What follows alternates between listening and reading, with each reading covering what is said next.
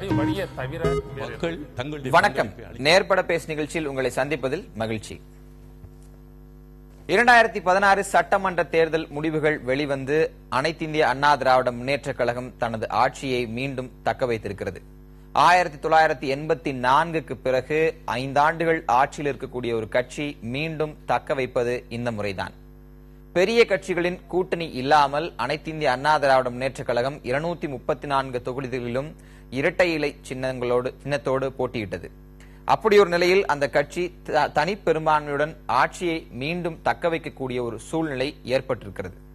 பலமுனை போட்டி நிலவிய இந்த தருணத்தில் அனைத்திந்திய அண்ணா திராவிட முன்னேற்ற கழகம் மீண்டும் ஆட்சியை பிடித்திருப்பது ஒரு முக்கியமான திருப்பமாக தமிழக அரசியல் களத்தில் பார்க்கப்படுகிறது. அதே நேரத்தில் கடந்த தேர்தலில் பிரதான எதிர்க்கட்சி அந்தஸ்தை இழந்திருந்த திராவிட முன்னேற்ற கழகம் இந்த முறை தனி பெரும் எதிர்க்கட்சியாக அடுத்த 5 ஆண்டுகளில் சட்டமன்றத்தில் செயல்பட போகிறது. திராவிட முன்னேற்ற கழகத்தோடு காங்கிரஸ் கட்சியும் கணிசமான இடங்களை பெற்றிருக்கிறது. ஒட்டுமொத்தமாக தமிழக சட்டமன்றம் அடுத்த 5 ஆண்டுகளில் 4 அரசியல் கட்சிகளின் செயல்பாடுகளோடு மட்டும்தான் இயங்கப் போகிறது. பலமுனை போட்டி களத்தில் இருந்து கடைசியில் முடிவு வெறும் 4 கட்சி சட்டமன்றமாக மாறியிருக்கிறது. இது எதை காட்டுகிறது? சாமானியர்கள் வழங்கியிருக்கூடிய இந்த தீர்ப்பு மாற்றம் என்று வைக்கப்பட்ட முழக்கத்திற்கு ஏற்புடையதாக இல்லை என்று எடுத்துக்கொள்ளலாமா? மாற்றத்தை மக்கள் விரும்பவில்லையா? திராவிட கட்சிகளுக்கு மாற்று என்ற கோஷம் அதிகமாக முன்வைக்கப்பட்ட இந்த காலகட்டத்தில் தான் முன் எப்போதும் இல்லாத அளவுக்கு இந்த இரு திராவிட கட்சிகளும் அதிக எண்ணிக்கையிலான தொகுதிகளை கைப்பற்றி இருக்கின்றன என்பதையும் குறிப்பிட்டு பார்க்க வேண்டிய தேவை இருக்கிறது. இந்த தருணத்தில் அனைத்து இந்திய அண்ணா திராவிட முன்னேற்ற கழகத்தின் மாபெரும் வெற்றி, திராவிட முன்னேற்ற கழகத்தின் மீள் எழுச்சி என பல விஷயங்கள் குறித்து இன்றைய நேர்பட பேச அமர்வில் நாம் விவாதிக்க இருக்கிறோம். நம்மோடு காங்கிரஸ் கட்சியின் மூத்த தலைவர்கள் ஒருவரான திரு கோபண்ணா, அனைத்து இந்திய அண்ணா திராவிட முன்னேற்ற கழகத்தைச் சேர்ந்த திரு ஆவடிக்குமார், பாரதிய ஜனதா கட்சியின் மூத்த தலைவர் ஒருவரான திரு சி.பி. ராதாகிருஷ்ணன், பத்திரிகையாளரும் அரசியல் விமர்சகருமான திரு ஸ்ரீகுமார் மற்றும் இந்திய கம்யூனிஸ்ட் கட்சியின் மூத்த தலைவர்கள் ஒருவரான திரு தா பாண்டியன் ஆகியோர் இணைகிறார்கள். அனைவரையும் வரவேற்று அந்த விவாதத்தை தொடங்குகிறேன். திரு ஆவடிக்குமார், உங்களிடமிருந்து ஆரம்பிக்கிறேன். 234 இரட்டை இலை போட்டியிட்டது, 234 வெற்றி பெறுவோம் அப்படின்னு சொன்னீங்க. அதுல இருந்து 100 இடங்கள் குறைவாக கிட்டத்தட்ட 130 134 இப்ப நீங்க டிராவல் ஆயிட்டு இருக்கீங்க. இன்னும் ஃபைனல் ஃபிகர்ஸ் வராத ஒரு நிலையில இதை மாபெரும் வெற்றி அப்படின்னு சொல்லிட முடியுமா? நீங்க பிரிடிக்ட் பண்ண அளவுக்கு இல்லாமல் உங்களுடைய பிரதான எதிர்க்கட்சியா இருக்கிற திராவிட முன்னேற்ற கழகம் காங்கிரஸ் கூட்டணியும் 100 இடங்கள் உங்களிடம் இருந்து எடுத்திருக்காங்களே. இல்ல, நீங்க கடந்த நாடாளுமன்ற தேர்தலில் அனைத்து இந்திய அண்ணா திராவிட முன்னேற்ற கழகம் 44.34% வாக்குகளை பெற்றிருந்தோம். இப்ப ஏறத்தாழ அதை நெருங்கி அந்த வாக்குகள் சதவீதம் ஒன்றும் பெரிய பாதிப்புக்குள்ளாகல. இது இந்த நம்முடைய தேர்தல் முறையில் சீட்டு கூடுறது குறையிறது அது தேர்தல் முறையில் இருக்கிற ஒரு முடிவு. ஆக எங்களுடைய வாக்கு வங்கி என்பது தக்க வைக்கப்பட்டிருக்கிறது. நீங்க ஆரம்பத்தில் குறிப்பிட்டது போல 1967க்கு பிறகு கூட்டணி இல்லாமல் சட்டமன்ற தேர்தலை எந்த கட்சியும் சந்தித்ததில்லை. அது முதல் முறையா இன்றைக்கு அனைத்து இந்த அண்ணா திராவிட முன்னேற்ற அந்த சாதனையை முறியடிச்சிருக்கு. அது மட்டும் இல்லாம 1952 தேர்தல் அறிமுகப்படுத்தப்பட்ட காலத்திலிருந்து இன்று வரை தொடர்ச்சியாக நடைபெற்ற தேர்தல்களில் 7 முறை மக்களை சந்தித்து வெற்றி பெற்று ஆட்சி அமைத்த பெருமை அனைத்து இந்திய அண்ணா திராவிட முன்னேற்ற கழகத்திற்கு கிடைத்திருக்கிறது. அதே போலவே இன்னைக்கு தமிழ்நாட்டு அரசியலில் அதிக முறை முதலமைச்சர் பதவியை ஏற்றுக்கொண்ட 6வது முறையாக முதலமைச்சர் பதவியை ஏற்றுக்கொண்ட பெருமையும் புரட்சித் தலைவி அம்மா அவர்களுக்கு கிடைத்திருக்கிறது. அதே போல 1984க்கு பிறகு ஒரு ஆளுகின்ற கட்சி அடுத்த தேர்தலில் வெற்றி பெறாது என்ற ஒரு மாயை உருவாக்கப்பட்டிருந்தது. அந்த மாயை இன்றைக்கு உடைத்தெறியப்பட்டிருக்கிறது. ஆக இது இந்த மாயைகள் அதனால் ஏற்படுத்தப்பட்ட பிம்பங்கள், அந்த பிம்பத்தின் மாயை நான் முடிச்சிடறேன். அந்த பிம்பத்தின் விளைவால் மக்களிடம் ஏற்படுத்தப்பட்டிருந்த பிரம்மை எல்லாத்தையும் முறியடிச்சிருக்கோம். அதனால இந்த பிம்பத்தின் விளைவை உடைத்திருக்கிறோம் அதெல்லாம் நீங்க சொல்றத உங்களுடைய அரசியல் நிலைப்பாட்டில இருந்து என்னால புரிஞ்சுக்க முடியுது. ஆனா என்னுடைய கேள்வி இன்னைக்கு யதார்த்தம் தானே அது. சரி, அது உங்களுக்கு யதார்த்தமா இருக்கலாம். நான் சொன்ன வரலாறுல ஏதாவது குறைபாடு இருந்தா சொல்லுங்க. குறைபாடுன்னு சொல்ல வரல, அந்த காரணிகளுக்குள்ள அலசி பார்க்கலாம்னு நினைக்கிறேன். நீங்க ஆன்டி இன்கம்பன்சின்னு சொல்ற அரசுக்கு எதிரான ஒரு அலை ஒவ்வொரு தேர்தல்களிலும் 7% 10% வாக்குகளை திசை மாற்றி இருக்கிறது. வேறொரு முகாமுக்கு திசை மாற்றும். அப்படி திசை மாற்றப்பட்ட வாக்குகள் ஒரு பலமுனை போட்டியின் காரணமாக சிதறடிக்கப்பட்டது மட்டும்தான் உங்கள் வெற்றியின் காரணமா? ஏன்னா திராவிட முன்னேற்ற கழகம் ரொம்ப க்ளோஸ் மார்ஜின்ஸ்ல நீங்க இருக்கீங்க, ஒரு அபாரமான வெற்றியை நீங்கள் பெற்றுவிடவில்லை. அப்ப இது ஒரு கிட்டத்தட்ட அதிர்ஷ்டவசமான ஒரு வெற்றி ஏன் பார்க்க? நீங்க வாக்கு சதவீதத்தின் அடிப்படையில் பார்த்தா க்ளோஸ் மார்ஜினா இல்லையான்றது தெரியும். ரெண்டாவது, அனைத்து இந்திய அண்ணா திராவிட முன்னேற்ற கழகம் ஒரு தனிப்பெரும் கட்சியாக போட்டியிட்டு வெற்றி பெற்றிருக்கோம். நீங்க திராவிட முன்னேற்ற கழகத்தை வந்து கூட்டணி இல்லாமல் போட்டியிட்டாங்கன்றத நீங்க சொல்ல மாட்டீங்கன்னு எனக்கு நம்பிக்கை இருக்கு. ஆக இது வந்து இன்றைக்கு இருக்கின்ற அரசியல் களத்தில் தனிப்பெரும் கட்சி அனைத்து இந்திய அண்ணா திராவிட முன்னேற்ற கழகம், இன்னும் சொல்ல போனா 40% மேற்பட்ட வாக்குகளை பெற்றிருக்கின்ற கட்சி என்றதுதான் கேள்வியோட ஒட்டிதான். அதுவும் அதிமுகவின் வெற்றி காரணம் விஜயகாந்தும் ராமதாசும் தான். இவர்கள் அணிகளை பிரித்து தனித்தனியாக நின்றது இந்த வாக்குகளை பிரித்திருக்கிறது. இதனாலதான் இந்த வெற்றி சாத்தியமாயிருக்கிறது. இவர்கள் திராவிட முன்னேற்ற கழகத்தில் வந்திருந்தால் நிச்சயம் இந்த வெற்றி திராவிட முன்னேற்ற கழகத்தை சேர்ந்திருக்கும் சொல்றாரு. யாரு? EVK இளங்கோவன். EVK இளங்கோவன் கிட்ட இதை தவிர வேற என்ன எதிர்பார்க்கறீங்க?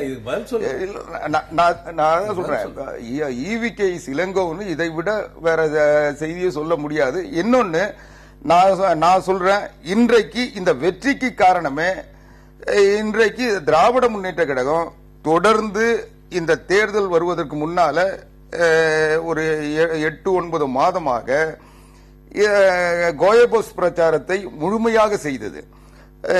அதுக்கு இணையதளங்களும் ஊடகங்களும் எல்லா வகையான பிரச்சார யுக்திகளையும் பயன்படுத்தி ஒரு பிரம்மையை உருவாக்கினாங்க. இந்த அரசாங்கத்திற்கு எதிராக சமூகவியலாளர்கள் அவங்களுடைய குறைபாடுகளை சுட்டிக்காட்டியதை அதை வந்து இந்த அரசாங்கத்திற்கு எதிரான தாக்குதலாக அவங்க மாற்றுவதற்கு முழுமையாக முயற்சி செஞ்சு அவங்க வந்து ஒரு பெரிய நெட்வொர்க் பண்ணாங்க. அந்த நெட்வொர்க் கடைசி எலெக்ஷன் அன்னைக்கு வரைக்கும் விளம்பரமா அது வந்துகிட்டு இருந்தது. அது ஒரு பக்கம். இன்னொரு பக்கம், அனைத்து இந்திய அண்ணா திராவிட முன்னேற்ற கழகத்தை திராவிட முன்னேற்ற கழகத்தால் மட்டும்தான் எதிர்கொள்ள முடியும் என்ற இந்த எதிர்ப்புகளை எல்லாம் ஒருமுகப்படுத்துகின்ற பணியில் திராவிட முன்னேற்ற கழகம் பலமாக ஈடுபட்டது. இன்னைக்கு இந்த தேர்தல் களத்தில் நுழைய சொல்ல தமிழ்நாட்டின் பிரதான எதிர்க்கட்சியாக தேமுதிக இருந்தது. முதல்ல தேமுதிகவை பலகீனப்படுத்தினாதான் தன்னை வந்து அதிமுக இணையா கொண்டு நிறுத்த முடியுன்றதுல அவங்க முயற்சி பண்ணாங்க. அதுக்காக அவங்கள தன்னை அரவணைக்க முயற்சி பண்ணாங்க. அது இல்லாத சூழ்நிலை வந்த உடனே அவங்க தேமுதிகவை வேற கூட்டணிக்கு போன உடனே அது மக்கள் நல கூட்டணி அது வரைக்கும் ஒரு அமைப்பா உருவாக்கப்பட்ட ஒரு கொள்கை அடிப்படையில் உருவாக்கப்பட்ட நான் முடிச்சிடறேன். அங்க அந்த கூட்டணிக்கு போன உடனே இவங்க என்ன பண்ணிட்டாங்க, அந்த கூட்டணியை பலகீனப்படுத்துறதுக்கு அதிமுக பி டீம்னாங்க. அதுக்காக இவங்க என்ன பண்ணாங்க, வைகோ போன்றவர்கள் தன்னுடைய நாங்கள் வந்து பி டீம் இல்லைன்றது நிரூபிக்கிறதுக்காக தேவையற்ற குற்றச்சாட்டுகளை அனைத்து இந்த அண்ணா திராவிட முன்னேற்ற கழகம் மீது சுமத்துவதும் எதிர்ப்பதுமான ஒரு போக்கை உருவாக்கினாங்க. முடிவுகள்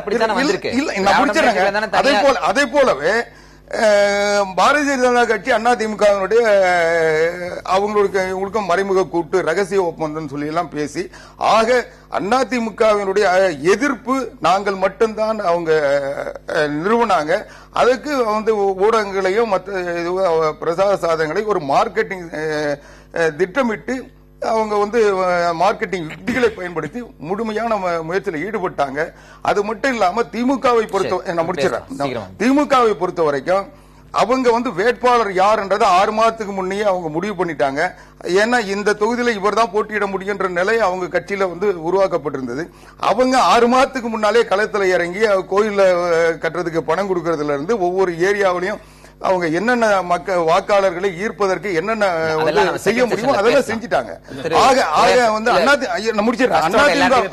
அதிமுகவை பொறுத்த வரைக்கும் அந்த வேட்பு மனு விலகல் வரைக்கும் யார் வேட்பாளர்ன்றது தெரியாத சூழ்நிலையில நாங்க களத்துக்கு அதுக்கு பிறகு போனதுனால அதுக்கு முன்னாலே இவங்க வந்து எல்லா கட்டமைப்பு வசதிகளும் செஞ்சு அந்த மக்களை ஈர்த்து தன்னுடைய பலத்தால் ஈர்த்து வச்சிருந்தாங்க. இல்ல, அதிமுகவிற்கு கிடைத்த வெற்றி அமோக வெற்றி, வரலாறு காணாத வெற்றி என்று நான் ஏற்றுக்கொள்ள மாட்டேன். ஏன்னா 2016 234 இடங்களில் போட்டியிட்டு 130 இடங்களில் வெற்றி பெறுவது உறுதியாக இருக்கு. 41% வாக்குகளை பெற்றிருக்கிறாங்க. 1,66,00,000 வாக்குகள் தேர்தல் கமிஷன் சொல்லியிருக்கு. இதே வந்து 2011 165 இடங்கள்ல போட்டியிட்டு 150 வெற்றி பெற்றாங்க. கிட்டத்தட்ட 20 இடங்கள் குறைந்திருக்கு. ஒன்னு வாக்கு சதவீதம் பாத்தீங்கன்னா 38.40, அதுல 1,41,00,000. ஆனா திமுக காங்கிரஸ் கூட்டணியை பாக்குறப்போ 2011 124 இடங்கள்ல போட்டியிட்ட திமுக 23 இடங்களில் வெற்றி பெற்றது. 22.39% வாக்குகளை பெற்றது. 83 லட்சம் தான். ஆனா இன்னைக்கு என்ன நிலவரம்னு பாத்தீங்கன்னா 2016 180 இடங்களில் போட்டியிட்ட திமுக 89 இடங்களில் வெற்றி பெறுகிற வாய்ப்பு இன்னைக்கு இருக்கு. 31.6% வாக்கு வங்கி பெற்றிருக்கிறது. 1,28,00,000 வாக்குகள். காங்கிரஸ் கட்சி 41 இடங்களில் போட்டியிட்டு 9 இடங்களில் வெற்றி பெறுகிற வாய்ப்பு ஏற்பட்டு 6.6%, 27 லட்சம் வாக்குகள். இந்த 1.28 கோடியும் 27 லட்சத்தையும் சேர்த்தா 1,55,00,000 வாக்குகள் காங்கிரஸ் திமுக கூட்டணி பெற்றிருக்கிறது. அதிமுக பெற்றது 1,66,00,000. ஆக 2011 விட பாக்குறப்போ 20 இடங்களில் குறைந்த. அதே 2011 கணக்கு நீங்க சொன்னீங்கன்னா 2011 அவர்களோட கூட்டணி இருந்தார்கள். இடதுசாரி கட்சிகள் கூட்டணி இருந்தது, தேமுதிக கூட்டணி இருந்தது. இன்றைக்கு தனி கட்சியாக தான் நின்றுக்கிறாங்க. 2014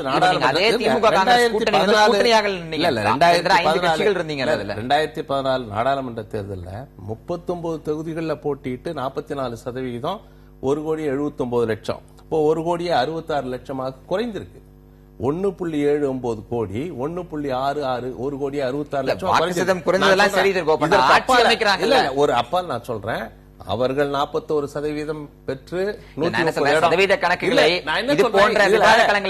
இதுல சொல்றேன். இதுல நல்லாவே தெரியுது 3% வாக்கு வித்தியாசத்தில் இன்றைக்கு அதிமுக ஆட்சியை பிடித்திருக்கிறது. வலுவான கூட்டணி திமுக காங்கிரஸ் கூட்டணி.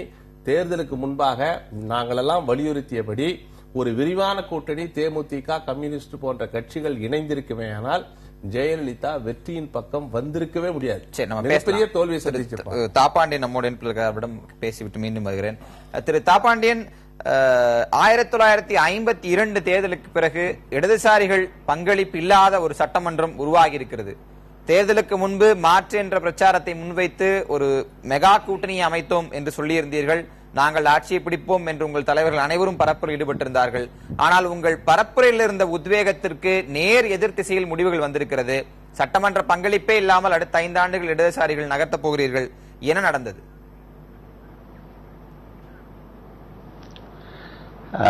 இந்த தேர்தல் முடிவுகளை பற்றி இப்போது நிறைய என்னுடைய அருமை சகோதரர் கோபண்ணா பல புள்ளி விவரங்களை எல்லாம் சொன்னார். நான் இப்பொழுது நேரம் கருதி அவற்றிற்குள்ளே போக விரும்பவில்லை. இந்த தேர்தலிலே 2 முக்கியமான முழக்கங்கள் எங்கள் கட்சிகளையும் எங்களது அணியையும் சார்ந்தவர்கள் எழுப்பினார்கள் என்பது உண்மை.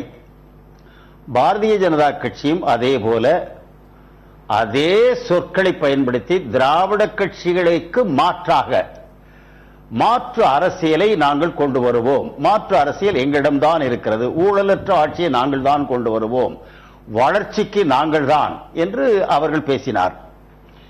இந்த 2 முழக்கங்களும் இடதுசாரிகளிடமிருந்தும் வந்தது, வலதுசாரிகளிடமிருந்தும் ஒரே வகையான முழக்கம் வந்தது. எனவே இருவரில் ஒருவர் தவறு செய்கிறார்கள் என்பது தெளிவு. ஏனென்றால் இருவருடைய பார்வையும் இரு துருவங்களில் இருந்து ஒரே இடத்திலே சந்திக்கிறது. நான் இப்பொழுது உங்களுக்கு நீங்கள் எழுப்பிய விவாதங்களை கேட்டவன் என்ற முறையிலே சொல்லுகிறேன். ஆவடிக்குமார் அவர்கள் பேசியதும் சரி, கோபண்ணா அவர்கள் பேசியதும் சரி. இப்பொழுது திராவிட இயக்கங்கள், திராவிட கட்சிகளுக்கு மாற்று என்றுதான் பாரதிய ஜனதா கட்சியும் சொன்னது, இடதுசாரி கட்சிகளும் சொன்னோம், எங்களோடு கூட்டு சேர்ந்தவர்களும் சொன்னார்கள், தம்பி சீமானும் சொன்னார், மற்றவர்களும் பாட்டாளி மக்கள் கட்சியும் சொன்னது.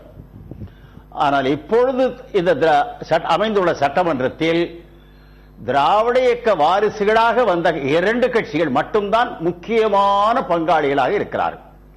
அஇஅதிமுக ஆட்சியில், திராவிட முன்னேற்ற கழகம் எதிர்கட்சியில். மற்ற கட்சிகள் என்று சொல்லுவது அவர்களோடு ஒட்டி அவர்களோடு தேர்தலில் சேர்ந்து நின்றதால் வெற்றி பெற்றிருக்கக்கூடிய காங்கிரஸ் கட்சி, முஸ்லீம் லீக் அவர்கள் வந்திருக்கலாம். ஆனால் இப்பொழுது பிரதானமாக இருக்கப் போவது இருக்கிறவர்கள் என்று பார்த்தால் அந்த 2 கட்சிகள் தான். இந்த 2 கட்சிகளும் வெற்றி பெற்றிருப்பதற்கு மாற்று அரசியல் என்று பார்த்தால் பாரதிய ஜனதா கட்சி சொன்னதுதான் உண்மை. பழையபடி மனு தர்ம ஜாதி அடிப்படையிலான ஆதிக்க ஜாதிகளின் ஆட்சியும் அதற்குரிய தத்துவங்கள், சாத்திரங்கள், சடங்குகள் இவைகளை அதிகாரத்தை பயன்படுத்தி சமூக நீதிகளாக கொண்டு வருவது அவர்களது நோக்கம். அது திராவிட இயக்கத்திற்கு நேர் மாறுபட்டது. ஆனால் கம்யூனிஸ்ட் இயக்கத்திற்கு அது மாறுபட்டது அல்ல, வேறுபட்டதுதான். அவர்கள் கடைபிடிக்கிற நடைமுறைகள் வேறுபட்டது அன்றி அவர்கள் சமுதாய மாற்றத்திற்கு நின்றவர்கள். பழைய சம்பிரதாயங்களுக்கு அப்பால், ஜாதி மத கட்டுப்பாடுகளுக்கு அப்பால் சமூக சீர்திருத்த கட்சிகளாக வளர்ந்தவர்கள். ஆனால் வளர்ச்சி பாதையில் பதவி, பணம் இவைகள் வந்த பிறகு, அதிகாரத்தில் பங்கு என்று வந்த பிறகு, திராவிட கழகம் என்பது தேர்தலையே நிராகரித்தது. ஆனால் அதிலிருந்து போயிருந்த திராவிட முன்னேற்ற கழகம் முதல் தேர்தலில் பங்கெடுக்கவில்லை, இரண்டாவது தேர்தலிலே 57 பங்கெடுத்தார். அதற்கு பிறகு கழகத்திலிருந்து ஏற்பட்ட பிளவால் அதிமுக வந்தது. அஇஅதிமுக, திமுக என்று 67 பிறகு இவை இரண்டுமே மாறி மாறி வரத் தொடங்கின. இந்த மாற்றங்கள் என்பது மனிதர்களை மாற்றுவதாகவும் நடைமுறைகளில் அணுகுமுறைகளில் மாற்றமாக ஒழிய அடிப்படை கொள்கைகளை மாற்றியதாக நான் கருதவில்லை. ஏனென்றால் சமூக சீர்திருத்தத்திற்கு பழைய சம்பிரதாயங்களுக்கு போகக்கூடாது என்ற ஒரு பொதுவான பாதையிலே நடந்து வந்த இயக்கங்கள். கம்யூனிஸ்ட் இயக்கத்திற்கு இல்ல, திரு தாப்பாண்டியன் திராவிட கட்சிகள் சமூக சீர்திருத்தங்களுக்காக நின்ற கட்சி அப்படின்னு சொல்றாருன்னு என்னால புரிஞ்சுக்க முடியுது. ஆனா தேர்தல் காலகட்டங்களில் உங்கள் கட்சியை சேர்ந்த தலைவர்களா இருக்கட்டும், உங்கள் தோழமை கட்சியை சேர்ந்த தலைவர்களா இருக்கட்டும், அவர்கள் அனைவரும் முன்வைத்தது திராவிட கட்சிகளை வீட்டுக்கு அனுப்புவோம், திராவிட கட்சிகளை தமிழ்நாட்டை விட்டு அனுப்புவோம் அப்படின்னாங்க. ஆனா இன்றைக்கு நடந்திருப்பது அந்த திராவிட கட்சிகள் தான் 80% வாக்கு வங்கியை பெற்றிருக்கிறார்கள். அப்ப இந்த முரண்பாட்டை எப்படி புரிந்து கொள்வது? எங்கு தவறு நடந்தது? உங்கள் பிரச்சார யுக்திகள் சரிவர மேற்கொள்ளப்படவில்லையா, அல்லது நீங்கள் எடுத்த மாற்றுக்கான அந்த முடிவை மக்களிடம் கொண்டு செல்ல முடியவில்லையா, மக்கள் ஏற்றுக்கொள்ளவில்லையா? இதைத்தான் சொல்லுவதற்காகத்தான் நான் அடிப்படை சொல்லி வந்தேன். ஆனால் ஒரு தொலைக்காட்சியில் ஒரு முழு பாடம் நடத்துவது மாதிரி, வாத்தியார் மாதிரி சொல்லிக் கொண்டிருக்க முடியாது. எனவே மிக வேகமாக சொல்லிக் கொண்டே வந்தேன். அந்த இரண்டு கட்சிகளும் இப்பொழுது சட்டமன்றத்திற்குள்ளே நுழைந்திருப்பது என்பது, பெரும்பான்மை மக்கள் ஆதரவை பெற்றிருப்பது என்பது 1920 வளர்ந்து வந்த திராவிட இயக்கத்தின் பல படிமானங்களில் இன்றைக்கும் அது தன் ஆணி வேரை இழக்கவில்லை என்பதை காட்டுகிறது. இதை ஒப்புக்கொள்ள வேண்டும். இரண்டாவது, இந்த இரண்டு கட்சிகளும் 67 முதல் இதுவரையில் 25 ஆண்டு காலம் மாறி மாறி இருவரும் ஆட்சியில் இருந்திருக்கிறார். அவர்கள் இருந்த பிறகுதான் அந்த சமுதாய மாற்றத்திற்கான கொள்கைகளை விட பதவி, அதை தக்க வைத்துக் கொள்வது, மீண்டும் பதவியை பெறுவதற்காக தேர்தல் உத்திகளில் பல தந்திரங்களை கடைபிடிப்பது, சமரசம் செய்வது மற்ற கட்சியுடனும் என்றெல்லாம் வந்ததை எதிர்த்துத்தான் இப்பொழுது எங்களது கூட்டணியை சார்ந்தவர்கள் அதை பிரதானமாக தாக்கினார்கள். அதிலிருந்து மாற்ற வேண்டும், முன்னேறி கொண்டு போக வேண்டும் என்று விரும்பினார்கள். ஆனால் இதைவிட பெரிய ஆபத்து வலதுசாரி வகுப்புவாத சக்திகள் இடஒதுக்கீட்டிலிருந்து அத்தனைக்கும் வேட்டு வைக்கக்கூடிய சக்திகள் வெற்றி பெற்றுவிடக் கூடாது என்று தமிழ்நாட்டின் ஒடுக்கப்பட்ட மக்கள் நினைத்திருக்கிறார்கள் என்பது ஒன்று. இரண்டாவது, 25 ஆண்டு காலம் ஆண்ட திராவிட முன்னேற்ற கழக ஆட்சியிலும் பலன் பெற்ற ஒரு புதிய வர்க்கம் இருக்கிறது. 25 ஆண்டு அஇஅதிமுக ஆட்சியில் பலன் பெற்ற, பங்கு பெற்ற ஒரு பெரிய புதிய வர்க்கம் எழுந்திருக்கிறது. அந்த இருவருமே ஒரு பெரும் பேரரசருக்கு கீழே சிற்றரசுகள் இருப்பது மாதிரி தமிழகத்தில் வளர்ந்திருக்கிறார்கள். அதை உடைக்கக்கூடிய பலம் எங்களது கூட்டணிக்கு வரவில்லை. இதுதான்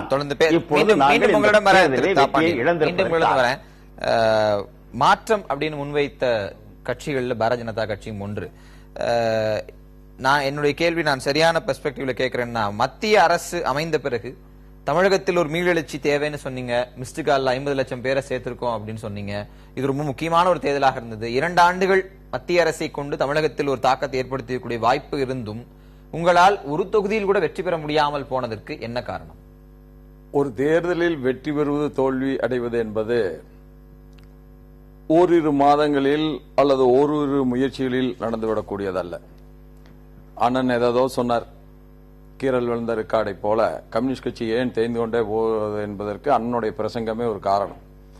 ஏதாவது ஒன்றை இல்லாத குற்றச்சாட்டை இருப்பதாக கூறி யார் மீதாவது ஒரு குற்றச்சாட்டை சொல்லி அதில் உண்மையே இல்லை என்பதை மக்கள் உணர்ந்த பின்பும் கூட அதையே திருப்பி திருப்பி திருப்பி திருப்பி சொல்லிக் கொண்டிருப்பது என்பது, அதன் மூலமாக வளரக்கும் முயற்சி செய்வது என்பது கம்யூனிஸ்டினுடைய சித்தாந்தம். அதில் அண்ணன் தொடர்ந்து தோல்வி அடைந்து கொண்டிருக்கிறார்கள், இன்னும் மேலும் தோல்வி அடைவார்கள். அதில் அவர் சொன்னார்கள், இங்கே தொடர்ந்து திராவிட கட்சிகள் எப்படியெல்லாம் தங்களை ஆட்சியிலே தக்க வைத்துக் கொள்வதற்கு என்பதற்கான யுக்திகளை செய்கிறார்கள் என்பதையெல்லாம் சொன்னார்கள். ஆனால் இந்த திராவிட இயக்கங்களை நாங்கள் எவ்வளவு குறை சொல்கின்றோமோ, எவ்வளவு கடுமையாக தாக்குகின்றோமோ, எவ்வளவு அவர்களுடைய தவறுகளை எல்லாம் எடுத்து காட்டுகிறோமோ, அதுல பாரதிய ஜனதா கட்சி இவர்களுடைய கூட்டணியை விட இந்த தேர்தலில் முன்னணியிலே நாங்கள் நின்றோம். ஆனாலும் தோற்றுவிட்டோம், அது வேறு விஷயம். ஆனாலும் நாங்கள் 1952 திராவிட முன்னேற்ற கழகம் எப்படி இருந்ததோ அது போன்ற ஒரு சிறு பிள்ளையாய் இருக்கிறோம். நாங்கள் வளர்வதற்கான வாய்ப்புகள் அதிகமாக இருக்கிறதாக முழுமையாக நம்புகிறோம். நிச்சயமாக 1967 எப்படி திராவிட முன்னேற்ற கழகம் வெற்றி பெற்று தமிழகத்தில் ஆட்சிக்கு வந்ததோ அதை போல அடுத்த 10 ஆண்டுகளில் பாரதிய ஜனதா கட்சியின் ஆட்சி நிச்சயமாக தமிழகத்தில் வரும். அதற்கான முயற்சிகளை நான் இறங்கியிருக்கிறோம். நான் முடித்து விடுகிறேன், ஒன்னே ஒன்று நான் முடித்து விடுகிறேன். எங்கே என்று கேட்டார்கள் கலைஞர் அவர்களும் சரி மற்றவர்களும் சரி, பாரதிய ஜனதா கட்சியே இங்கேயே இல்லையே, இன்றைக்கு எங்கேயும் இருக்கிறது. 234 தொகுதிகளிலும் போட்டியிட்டு இருக்கிறோம். எங்களுடைய வாக்கு சதவீதம் நாங்கள் எதிர்பார்த்த அளவுக்கு உயரவில்லை என்று சொன்னாலும் பல இடங்களில் கம்யூனிஸ்டுகள், 2 கம்யூனிஸ்டுகள், விஜயகாந்தனுடைய தேமுதிக, மதிமுக, விடுதலை சிறுத்தைகள், தமாக, இப்படி 6 கட்சிகள் இணைந்து ஒரு கூட்டணி உருவாக்கி அவர்கள் தான் மாற்று என்று சொல்லியதை பல இடங்களிலே நாங்கள் அவர்களை பின்னுக்கு தள்ளி இருக்கிறோம். இதெல்லாம் எங்களுக்கு ஒரு வளர்ச்சியாகத்தான் நாங்கள் எடுத்துக்கொண்டிருக்கிறோம். எங்களை பொறுத்தளவில் நாங்கள் சில இடங்களிலே வெற்றி பெறுவதற்கான வாய்ப்பு இருந்தும் அது கை நழுவி போயிருக்கிறது என்பதை நான் மறுக்கவில்லை. கட்சி 2016 சட்டமன்ற தேர்தலில் ஏன் ஆட்சி அமைக்க முடியவில்லை அப்படின்னு நான் கேட்கல. நீங்க 52ல திமுக ஒப்பிடுறீங்க. ஆனா 52 திமுகவுக்கு அப்போது வலுவான ஒரு மத்திய அரசு கிடையாது. வலுவாக நீங்கள் பிரச்சாரத்தை முன்வைக்கக்கூடிய நரேந்திர மோடி போன்ற ஒரு நபர் கிடையாது. 49 கட்சி தொடங்கி 67 தான் அவங்க ஆட்சி பிடிக்கிறாங்க. ஒரு குறிப்பிட்ட 20 ஆண்டு கால உழைப்புக்கு பிறகு 52 இத்தனை கட்சிகள் கூட இல்ல. நீங்க அதையும் கணக்கில் எடுத்து கட்சிகள் இல்லைனாலும் கட்சிகள் இல்லை. அது மட்டும் இல்ல, பல்வேறு இயக்கங்கள் பாரதிய ஜனதா கட்சியினுடைய முன்னேறி இயக்கமான ஜனசங்கத்திற்கு முன்பு காலத்தில் இருந்தே தமிழகத்தில் வேரூன்றி இருக்கின்ற இயக்கங்கள் எல்லோரையும் சந்திக்கின்ற அதே நேரத்தில் எல்லோருடைய பொய்மையான எங்களுக்கு எதிரான வைக்கப்படுகின்ற பொய் வாதங்களை நாங்கள் எதிர்த்து தகர்க்க வேண்டியது இருக்கிறது. இப்படி எல்லாவற்றையும் தகர்த்து இன்றைக்கு தான் நாங்கள் புதிய பாதையை போடுகின்ற ஒரு முயற்சியில இறங்கி இருக்கிறோம். நிச்சயமாக அந்த பாதை எங்களுக்கு தெளிவாக தெரிய ஆரம்பிக்கிறது. மக்களும்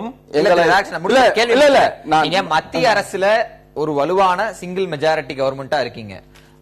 தமிழகத்தில் இதுவரை இல்லாத மாதிரி ஒரு இடத்தில் பாரதிய ஜனதா கட்சி, அதாவது கூட்டணியா இருந்தபோது பாமக ஒரு இடத்திலும் பாரதிய ஜனதா கட்சி ஒரு இடத்திலும் வெற்றி பெற்று ஒரு கணிசமான வாக்கு வங்கி பெற்று 2 ஆண்டுகள் கூட முடியல. அந்த கன்னியாகுமரி தொகுதியில் கூட உங்களால் ஒரு இடத்தில் கூட வெற்றி பெற முடியவில்லையா? அங்க உங்களுக்கு தேசிய எதிர்கட்சியா கூடிய காங்கிரஸ் ஜெயிக்குது. அதை எப்படி புரிஞ்சுக்கிறது? நீங்க கன்னியாகுமரியினுடைய தனித்துவத்தை நீங்கள் புரிந்து கொள்ள வேண்டும். இவ்வளவு பெரிய வெற்றிகளை பெற்ற அனைத்து இந்திய அண்ணா திராவிட முன்னேற்ற கழகம் ஏன் கன்னியாகுமரியில் வெற்றி பெறவில்லை? அங்கே பாரதிய ஜனதா கட்சி தான் கன்னியாகுமரி மாவட்டத்தை பொறுத்தளவில் நம்பர் 1 பார்ட்டி. எல்லா கட்சிகளுமே அதற்கு பின்புதான் வருகிறார்கள். ஆனால் 3வது இடத்திலும் 4வது இடத்திலும் இருக்கிற காங்கிரசும் அதே போல திமுகவும் இணைந்த பிறகு அவர்களுடைய வாக்கு வங்கி அதிகமாகிறது. அப்பொழுது சில இடங்களில் அனைத்து இந்த அதிமுக 3வது இடத்துக்கு தள்ளப்பட்டிருக்கிறது. 2 இடங்களில் மிக சொற்ப வாக்குகளில் பாரதிய ஜனதா கட்சி 3வது இடத்திற்கு போயிருக்கிறது. ஆக கன்னியாகுமரியை பொறுத்தளவில் நாங்கள் ஏன் வெற்றி பெறவில்லை என்று சொன்னால் எங்களுக்கு எதிரான ஓட்டுகள் ஒருமுகமாக குவிந்த காரணத்தால் எங்களால் வெற்றி பெற இயலவில்லை. ஆனாலும் எங்களுடைய வலு உயர்ந்திருக்கிறோம். கன்னியாகுமரி மாவட்டத்தில் 2011 நாங்க தனியா அந்த இதுல 3 இடம் நாங்க ஜெயிச்சிருக்கோம். ஆமா, விலவங்கூட மீண்டும் ரீடைன் பண்ணிருக்கீங்க. மற்றும் திரு ஸ்ரீகுமார், இடைவேளைக்கு பிறகு கேட்க வேண்டிய பதிலுக்கான கேள்வியை மட்டும் உங்களை முன்வைத்து இடைவேளை விடுறேன். ஒரு புது வகைன்னு சொல்ல முடியாது, வரலாற்றில் நீண்ட வருடங்களுக்கு பிறகு நிகழ்ந்திருக்கக்கூடியது. வெறும் 4 கட்சிகள் கொண்டு செயல்படக்கூடிய ஒரு சட்டமன்றமாக இது இருந்திருக்கிறது. இதற்கான காரணிகள் என்ன, களம் எப்படி இருந்தது, ஆனால் முடிவு இப்படி இருக்கிறதுங்கிற பற்றி பேசலாம். இடைவேளைக்கு பிறகு உங்க கருத்து கேட்கிறேன். நேர்பட பேசி இடைவேளைக்கு பிறகு தொடரும். திரு ஸ்ரீகுமார், ரொம்ப க்ளோஸ் ஃபைட் கொடுத்திருக்காங்க திமுக அதிமுகவிற்கான அந்த டிஃபரன்ஸ் என்பது ஒரு பெரிய லெவல்ல இல்லைனாலும் கிட்டத்தட்ட மத்தியான நிலவரம் பார்க்கும்போது என்ன முடிவு வரும்னே தெரியாம இருந்துச்சு. அதுக்கு பிறகு ஒரு சடனா ஒரு 1 or 2 hours தான் அது ரைஸ் ஆகுது. இது எதை காட்டுகிறது? இவ்வளவு போட்டி இருந்தும் இந்த போட்டியில எல்லாத்திலும் யூனிஃபார்மா ஒரு விஷயம் பார்த்தா அது திமுக அதிமுக வேண்டாங்கிற முழக்கம். ஆனா மக்கள் ரொம்ப வலுவாகவே வேண்டும்னு சொல்லியிருக்காங்கன்னு புரிஞ்சுக்கிறதா? இந்த தேர்தல் வந்து ஒரு பிரத்யேகமான தேர்தல். இதுல பாத்தீங்கன்னா திமுகவும் கிட்டத்தட்ட ஒரு 70-80 சீட்டு வின் பண்ணியிருக்காங்க. அதே போல அதிமுக தன்னுடைய இதை நிலைநிறுத்தியிருக்காங்க, அந்த ஆட்சியை தக்க வச்சிருக்காங்க. ஸோ ரெண்டு பேருமே, இந்த இரண்டு கட்சிகள், திராவிட கட்சிகளும் தான் தமிழ்நாட்டில் ஒரு கட்சியாக, ஒரு அமைப்பாக மக்களால் பார்க்கப்பட்டு வருது இந்த தேர்தல் மூலமாக தெரிய வருது. ஆனால் அதே நேரத்தில் மற்ற கட்சிகளுக்கும் மக்கள் நல கூட்டணியிலிருந்து தேமுதிக மற்ற கட்சிகளும் நிறைய பிரச்சாரங்கள் செய்தார்கள். ஆனால் அவர்களுக்கான ஓட்டு சென்று சேரவில்லை. அது என்ன காரணம்ன்றத டீட்டெயிலா அனலைஸ் பண்ணணும். இப்ப இருக்கிற சூழல்ல இந்த இரண்டு கட்சிகள் தான் தமிழ்நாட்டு மக்களை ஆளக்கூடியவர்கள், இல்ல எதிர்கட்சியாக இருக்கக்கூடியவர்கள் என்று மக்கள் தீர்ப்பளித்திருக்கிறார்கள். போன முறை சட்டமன்றமானது பல்வேறு கட்சிகள் அங்கே இருந்தது, பல கருத்துக்கள் வெளிவந்தது. குறிப்பா கம்யூனிஸ்டுகள் கேள்வி கேட்கக்கூடிய ஒரு இதாக இருந்தது. அதன் காரணமாக சில வேலைகள் நடைபெற்றன தொகுதிகள்ல. ஆனால் இந்த முறை பிரத்யேகமாக பாத்தீங்கன்னா வெறும் டிஎம்கே மட்டும்தான் 100 சீட்டுகளோட எதிர்கட்சியா இருக்கிறாங்க. இவர்களோட செயல்பாடை நம்ம பார்க்க வேண்டியிருக்கு. எப்படி அதிமுகவுக்கு ஒரு பொறுப்பு இருக்கிறதோ, ஆளுங்கட்சியாக தொடர்ந்து நலப்பணிகளை மக்களுக்கு கொண்டு செல்லணும் அவங்க சொல்லியிருக்காங்களோ, அதே போல எதிர்கட்சியாக திமுகவும் செயல்பட வேண்டும் பொறுப்புடன். அதை விட்டு அவர்கள் சட்டசபையில ஆளுங்கட்சியினர் ஏதாவது சொல்ல இவர்கள் வெளியில் நடப்பு செய்வது என்பது தங்களை தேர்ந்தெடுத்த திமுகவை தேர்ந்தெடுத்த மக்களுக்கு அவர்கள் செய்யக்கூடிய சரியான அணுகுமுறையாக இருக்காது. மாற்று அப்படின்னு முன்வைக்கப்பட்ட பிரச்சாரம் எனக்கு தெரிஞ்சு 2015 மக்கள் நல கூட்டணி சார்பாக 2015 நவம்பர்ல தான் அதை தொடங்குறாங்க. ரொம்ப தீவிரமாக அது அப்பதான் ஃபார்மேட் ஆகுது. பாட்டாளி மக்கள் கட்சி அதுக்கு முன்பு சொல்லுகிறது, பாரதிய ஜனதா கட்சி அவ்வப்போது சொல்லி வந்தது. இப்படி இருந்தது.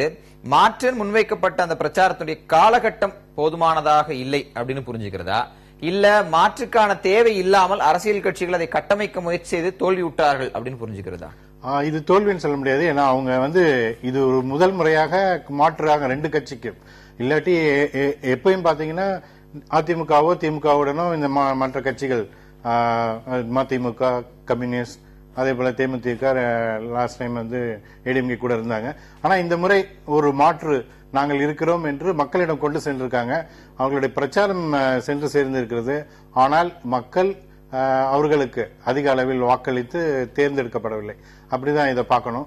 இது ஒரு இனிஷியல் தான். இதே இவங்க சஸ்டைன் பண்ணாங்கன்னா நீண்ட காலத்திற்கு எடுத்து சென்றார்கள். நிச்சயமாக அடுத்து வரக்கூடிய தேர்தல்களை மக்கள் இவர்கள் நம்பலாம், வாக்குகள் பெறலாம், வெற்றிகளும் பெறலாம். இல்ல இந்த தேர்தலில் 80% வாக்குகளை திராவிட இயக்கங்கள் பெற்றிருக்கு. அவர்கள் பிடியில் தான் தமிழ்நாடு இருக்கிறது. அவர்கள் தான் கடந்த 50 ஆண்டுகளாக 1967 ஆட்சி செய்து வருகிறார்கள். ஒவ்வொரு முறை தேர்தலிலும் இந்த மாற்று அரசியலை பேசுகிற சிபிஐ, சிபிஎம், மதிமுக, தேமுதிக போன்ற அனைத்து அரசியல் கட்சிகளும் ஏதோ ஒரு தேர்தலில் ஒருத்தரோட கூட்டணி வைத்துதான் இவர்கள் பங்கெடுத்திருக்காங்க. ஆக திடீரென்று ஒரு ஞானோதயம் ஏற்பட்டு திமுக அதிமுக ரெண்டும் கூடாது, ஒரு மாற்று அரசியல் நமக்கு தமிழ்நாட்டில் பண்ணணும்னு சிபிஐ, சிபிஎம் சொன்னாங்க. அது ஒரு ஆரோக்கியமான அரசியலாகத்தான் பார்த்தாங்க. அதுல வைகோ சேர்ந்த பிறகு கொஞ்சம் கொஞ்சம் குழப்பங்கள் ஆரம்பித்தது. அதற்கு பிறகு தேமுதிக விஜயகாந்த் அந்த கூட்டணியில் சேர்ந்து அந்த கூட்டணியினுடைய மாற்று அரசியல் கூட்டணியினுடைய தலைமை பொறுப்பை விஜயகாந்த் ஏற்ற பிறகு ஏற்கனவே சிபிஐ, சிபிஎம்முக்கு இருந்த நம்பகத்தன்மை விஜயகாந்த் சேர்ந்த பிறகு ஒட்டுமொத்த அந்த அணியும் நம்பகத்தன்மை இழந்து இவர்தான் அடுத்த முதலமைச்சர் என்று கம்யூனிஸ்டுகள் சொல்வதையும் அந்த பலர் அதை சொல்ல ஆரம்பித்ததையும் தமிழ்நாட்டில் இருக்கிற புதிய வாக்காளர்கள் 1 கோடிக்கு மேற்பட்ட புதிய வாக்காளர்கள் விஜயகாந்த் கிட்ட கவர்வதற்கு எதுவுமே கிடையாது. அவர் பேசுவது புரியல, அவர் தெளிவாகவும் இல்லை. இவர்தான் முதலமைச்சர்னா அந்த கூட்டணிக்கே மிகப்பெரிய லையபிலிட்டியாக அவர் மாறிட்டார். ஒண்ணு. இந்த விஷயங்களுக்கு தாப்பாண்டின் பதில் கேட்டு வரேன். திரு தாப்பாண்டின் ஸ்ட்ராட்டஜிக்கல், அதாவது இடதுசாரி கட்சிகள் இருவரும் உங்களுடைய சமீபத்திய மாநாடுகள், தேசிய அளவில் நடைபெற்ற மாநாடுகளிலும் மாநில அளவில் நடைபெற்ற மாநாடுகளிலும் மத்தியில் காங்கிரஸ் பாரதிய ஜனதாவோடு உறவு கிடையாது, மாநிலத்தில் திமுக அதிமுகவோடு இனி எந்த காலத்திலும் தேர்தல் உடன்பாடு கிடையாது அப்படின்னு ஒரு நிலைப்பாட்டை எடுத்தீர்கள். அந்த நிலைப்பாட்டிலேயே நின்றிருந்தால் ஓரளவுக்காவது மக்கள் மத்தியில் போயிருக்க முடியும். இது போன்ற கூட்டணிகளை அமைத்தது, நீங்கள் என்னென்ன விமர்சனங்களை வைக்கிறீர்களோ அதே விமர்சனங்களை தன்னகத்தை கொண்டிருக்கக்கூடிய மதிமுக தேமுதிகவோடு கூட்டணி வைத்தது உங்களுக்கும் பலவீனமாக மாறி இருக்கிறது அப்படின்ற விமர்சனம் உங்கள் மீது இருக்கு. அதற்கு உங்கள் பதில் என்ன? இது தேர்தல் முடிஞ்சு இன்னும் இறுதி சுற்று, இறுதியான தீர்ப்பு வருவதற்கு சற்று நேரத்துக்கு முன்பு பேசிக் கொண்டிருக்கிறோம். எனவே இப்பொழுது நான் ஒரு கட்சியை சார்ந்தவன், அந்த கட்சியிலும் ஒரு முக்கிய பொறுப்பிலும் இருக்கிறவன் என்ற முறையில் இந்த கூட்டணி நேற்று வரையில் தேர்தல் வாக்குகள் எண்ணி அறிவிக்கப்படுகிற வரையில் இதுதான் அணி, அதை ஆதரியுங்கள் என்று பேசிவிட்டு தோற்றுப்போன அந்த கோபத்தில் அல்லது அதிர்ச்சியில் அல்லது அவமான உணர்ச்சியில் இதற்கு நான் அவர்கள் மீது பழி போடுவது போல ஆகிவிடும் இந்த ஆய்விலே நான் இறங்கினான். இது நாங்கள் சேர்ந்து செய்தோம், தோல்வி என்றாலும் சேர்ந்தேதான் பொறுப்பை ஏற்க வேண்டும்.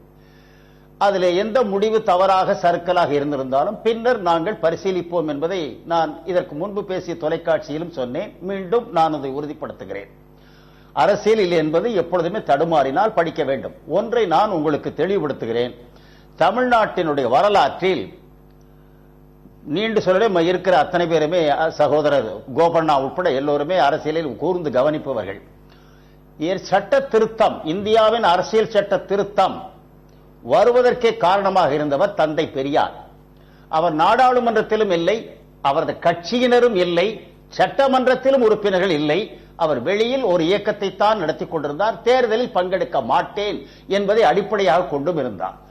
ஆனால் அரசியல் சட்டப்படியே இடஒதுக்கீடு என்பது அரசியலின் அடிப்படை கோட்பாடுகளுக்கு மாறுபட்டது என்ற தீர்ப்பை எதிர்த்து இதை பழையபடியும் சட்ட திருத்தத்திலே கொண்டு வர வேண்டும் என்பதற்கான ஒரு இயக்கத்தை மக்களை திரட்டித்தான் நடத்தினார். வென்றார், சட்ட திருத்தம் வந்தது. நான் இதை சொல்வதற்குள்ள காரணம் இரண்டு. ஒன்று, சட்டமன்றத்திற்கு உள்ளே இருந்துதான் போராடி மக்களுக்கான நன்மைகளை செய்ய வேண்டும் என்ற முறையிலே இப்பொழுது தேர்தல் முடிவு வைத்து பரிசீலிக்கிறோம். அது சரியல்ல. வெளியிலிருந்து மக்களை திரட்ட முடியுமானால் அதை செய்யலாம். கட்டாயம் இந்த அணி செய்யும், எங்களது இயக்கம் கட்டாயம் செய்யும். இடதுசாரிகளை பொறுத்தவரை திராவிட இயக்கம் இப்பொழுது தேர்தலில் போட்டியிடும். இடதுசாரிகளை பொறுத்தவரை தேர்தல் அரசியல் என்பது எங்களுக்கு பிரதானம் கிடையாது, மக்கள் இயக்கம் தான் பிரதானம் அப்படின்னு நீங்க நீண்ட நாட்களாகவே சொல்லி வருகிறீர்கள். என்னுடைய கேள்வி, இந்த இல்லை, எங்கள் கட்சியின் அமிர்தசரஸ் மகாநாட்டில் பார்லிமெண்டரி அண்ட் எக்ஸ்ட்ரா பார்லிமெண்டரி என்ற இரண்டு சொற்களையும் இரண்டு பாதைகளையும் நிர்ணயித்திருக்கிறார். இரண்டும் உங்க கட்சி தீர்மானங்கள்ல இரண்டு சட்டமன்றத்திற்குள்ளும் பிரதிநிதிகள் இருக்க வேண்டும். இல்ல கட்சி தீர்மானங்கள்ல இல்ல உங்கள் அரசியல் தீர்மானங்கள் இருக்க வேண்டும். அரசியல் தீர்மானங்களை நிறைவேற்றியிருக்கிறீர்கள் என்பது எனக்கு தெரியும். ஆனால் யதார்த்தத்தில் பிரதானமாக இது போன்ற தோல்விகள் வரும்போது இடதுசாரிகள் சொல்லக்கூடிய பதில், தேர்தல் அரசியல் மட்டும் எங்களது பிரதானம் அல்ல, மக்கள் இயக்கத்திலும் நாங்கள் எங்கள் பங்களிப்பை செலுத்துவோம் அப்படின்னு சொல்றீங்க. அதையெல்லாம் என்னால புரிந்து கொள்ள முடிகிறது. ஆனால் என் கேள்வி என்பது, மாற்றம் என்ற விஷயத்தை முன்வைத்து அது அகில இந்திய மாநாட்டு தீர்மானத்தில் தொடங்கி களம் வரை கொண்டு வந்த இடதுசாரிகளால் மக்களிடத்தில் அது கொண்டு சேர்க்க முடியாமல் இடையில் ஏற்பட்ட இடைவெளிக்கு என்ன காரணம் என்று ஒரு மூத்த கம்யூனிஸ்ட் தலைவராக இருக்கக்கூடிய திரு தாப்பாண்டியன் கருதுகிறார் தான் கேட்கிறேன். அது நீங்கள் கேட்பதிலே மிக ஆழமான அர்த்தம் இருக்கிறது. அது நிச்சயமாக எங்களது கட்சிக்குள் விவாதிக்கப்பட வேண்டும். அதுவும் குறிப்பாக கடந்த தேர்தலில் மத்திய ஆட்சியில் எல்லா அதிகாரங்களும் இங்கே குவிந்திருக்கிறது. ஒரு வலதுசாரி வகுப்புவாத ஆட்சி என்பது வந்திருக்கிறது என்பதை கண்ட பிறகும் ஒரு மாநிலத்தில் அதற்கு நேர்மாறான ஒரு ஆட்சி அமைப்பதற்குத்தான் முயற்சிக்க வேண்டுமே ஒழிய, இருப்பதை காப்பாற்றிக் கொள்ள முயற்சிக்க வேண்டுமே ஒழிய, அதிலே மாற்றம் காண அவசரப்பட்டு நாம் விரும்பி இருக்கலாம். மக்கள் இன்னும் அதற்கு தயாராக ஆகவில்லை. எனவே மக்களின் நாடி துடிப்பை நாங்கள் சரியாக மதிப்பிடவில்லை என்பது தெரிகிறது. மீண்டும் எப்பொழுதுமே மக்களுடைய நாடி துடிப்பை சரியாக புரிந்து கொள்ள பாரதிய ஜனதா கட்சியும் புரிஞ்சுக்கலையே, நீங்களும் அப்படி இல்லையே, நாங்க அப்படி சொல்லவில்லையே. நாங்கள் இதற்கு முன்பாக மிக பெரிய அளவில் தமிழகத்தில் இருந்து நாங்கள் வீழ்ச்சி அடைந்திருந்தால் நீங்கள் சொல்வது சரி. இங்கே நாங்கள் வளர்ந்து கொண்டிருக்கிற நிலையிலே தான் இருக்கிறோம். வேகமாக வளர்ந்து கொண்டிருக்கின்ற 2014 பிரம்மாண்ட வெற்றியை பெற்ற நரேந்திர மோடி 3 முறை தமிழகத்திற்கு வந்து அந்த தாக்கத்தை ஏற்படுத்தலையா? ஒரு தலைவர் தமிழகத்திற்கு வருகின்றார் என்று சொன்னால் உடனே நமக்கு வாக்கு வங்கி உருவாகிவிடும் என்று நினைப்பது முதலிலே ஜனநாயகத்திலே நடைமுறையிலே சாத்தியமில்லை. அவர் வருகின்ற பொழுது கூடுகிற கூட்டம், அதற்கு மக்களிடத்தில் கிடைக்கிற வரவேற்பு, இவையெல்லாம் உங்கள் அடித்தளங்களை நீங்கள் விரிவுபடுத்திக் கொள்வதற்கும் பெரிய மாற்றம் ஏற்படும் என்று அது ஓட்டு வங்கியாக மாறுவதற்கு அதற்கு உரிய காலம் பிடிக்கும். நிச்சயமாக அதற்கான அடித்தளங்கள் வலுவாக பாரதிய ஜனதா கட்சி இந்த தேர்தலிலே உருவாக்கி. திரு தாப்பாண்டியன் குறுக்கிட்டார். திரு தாப்பாண்டியன் நீங்க தொடர்ந்து பேசலாம். குறுக்கிட்டீங்க.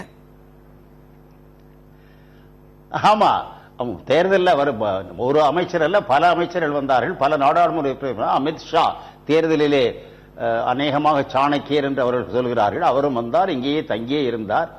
நிச்சயமாக அவர்கள் வருகையால் ஒரு பெரும் மாற்றம் ஏற்பட போகிறது என்று தமிழகத்தில் பாரதிய ஜனதா கட்சியின் தலைமை பொறுப்பில் உள்ளவர்கள் திரும்ப திரும்ப சொன்னார்கள்.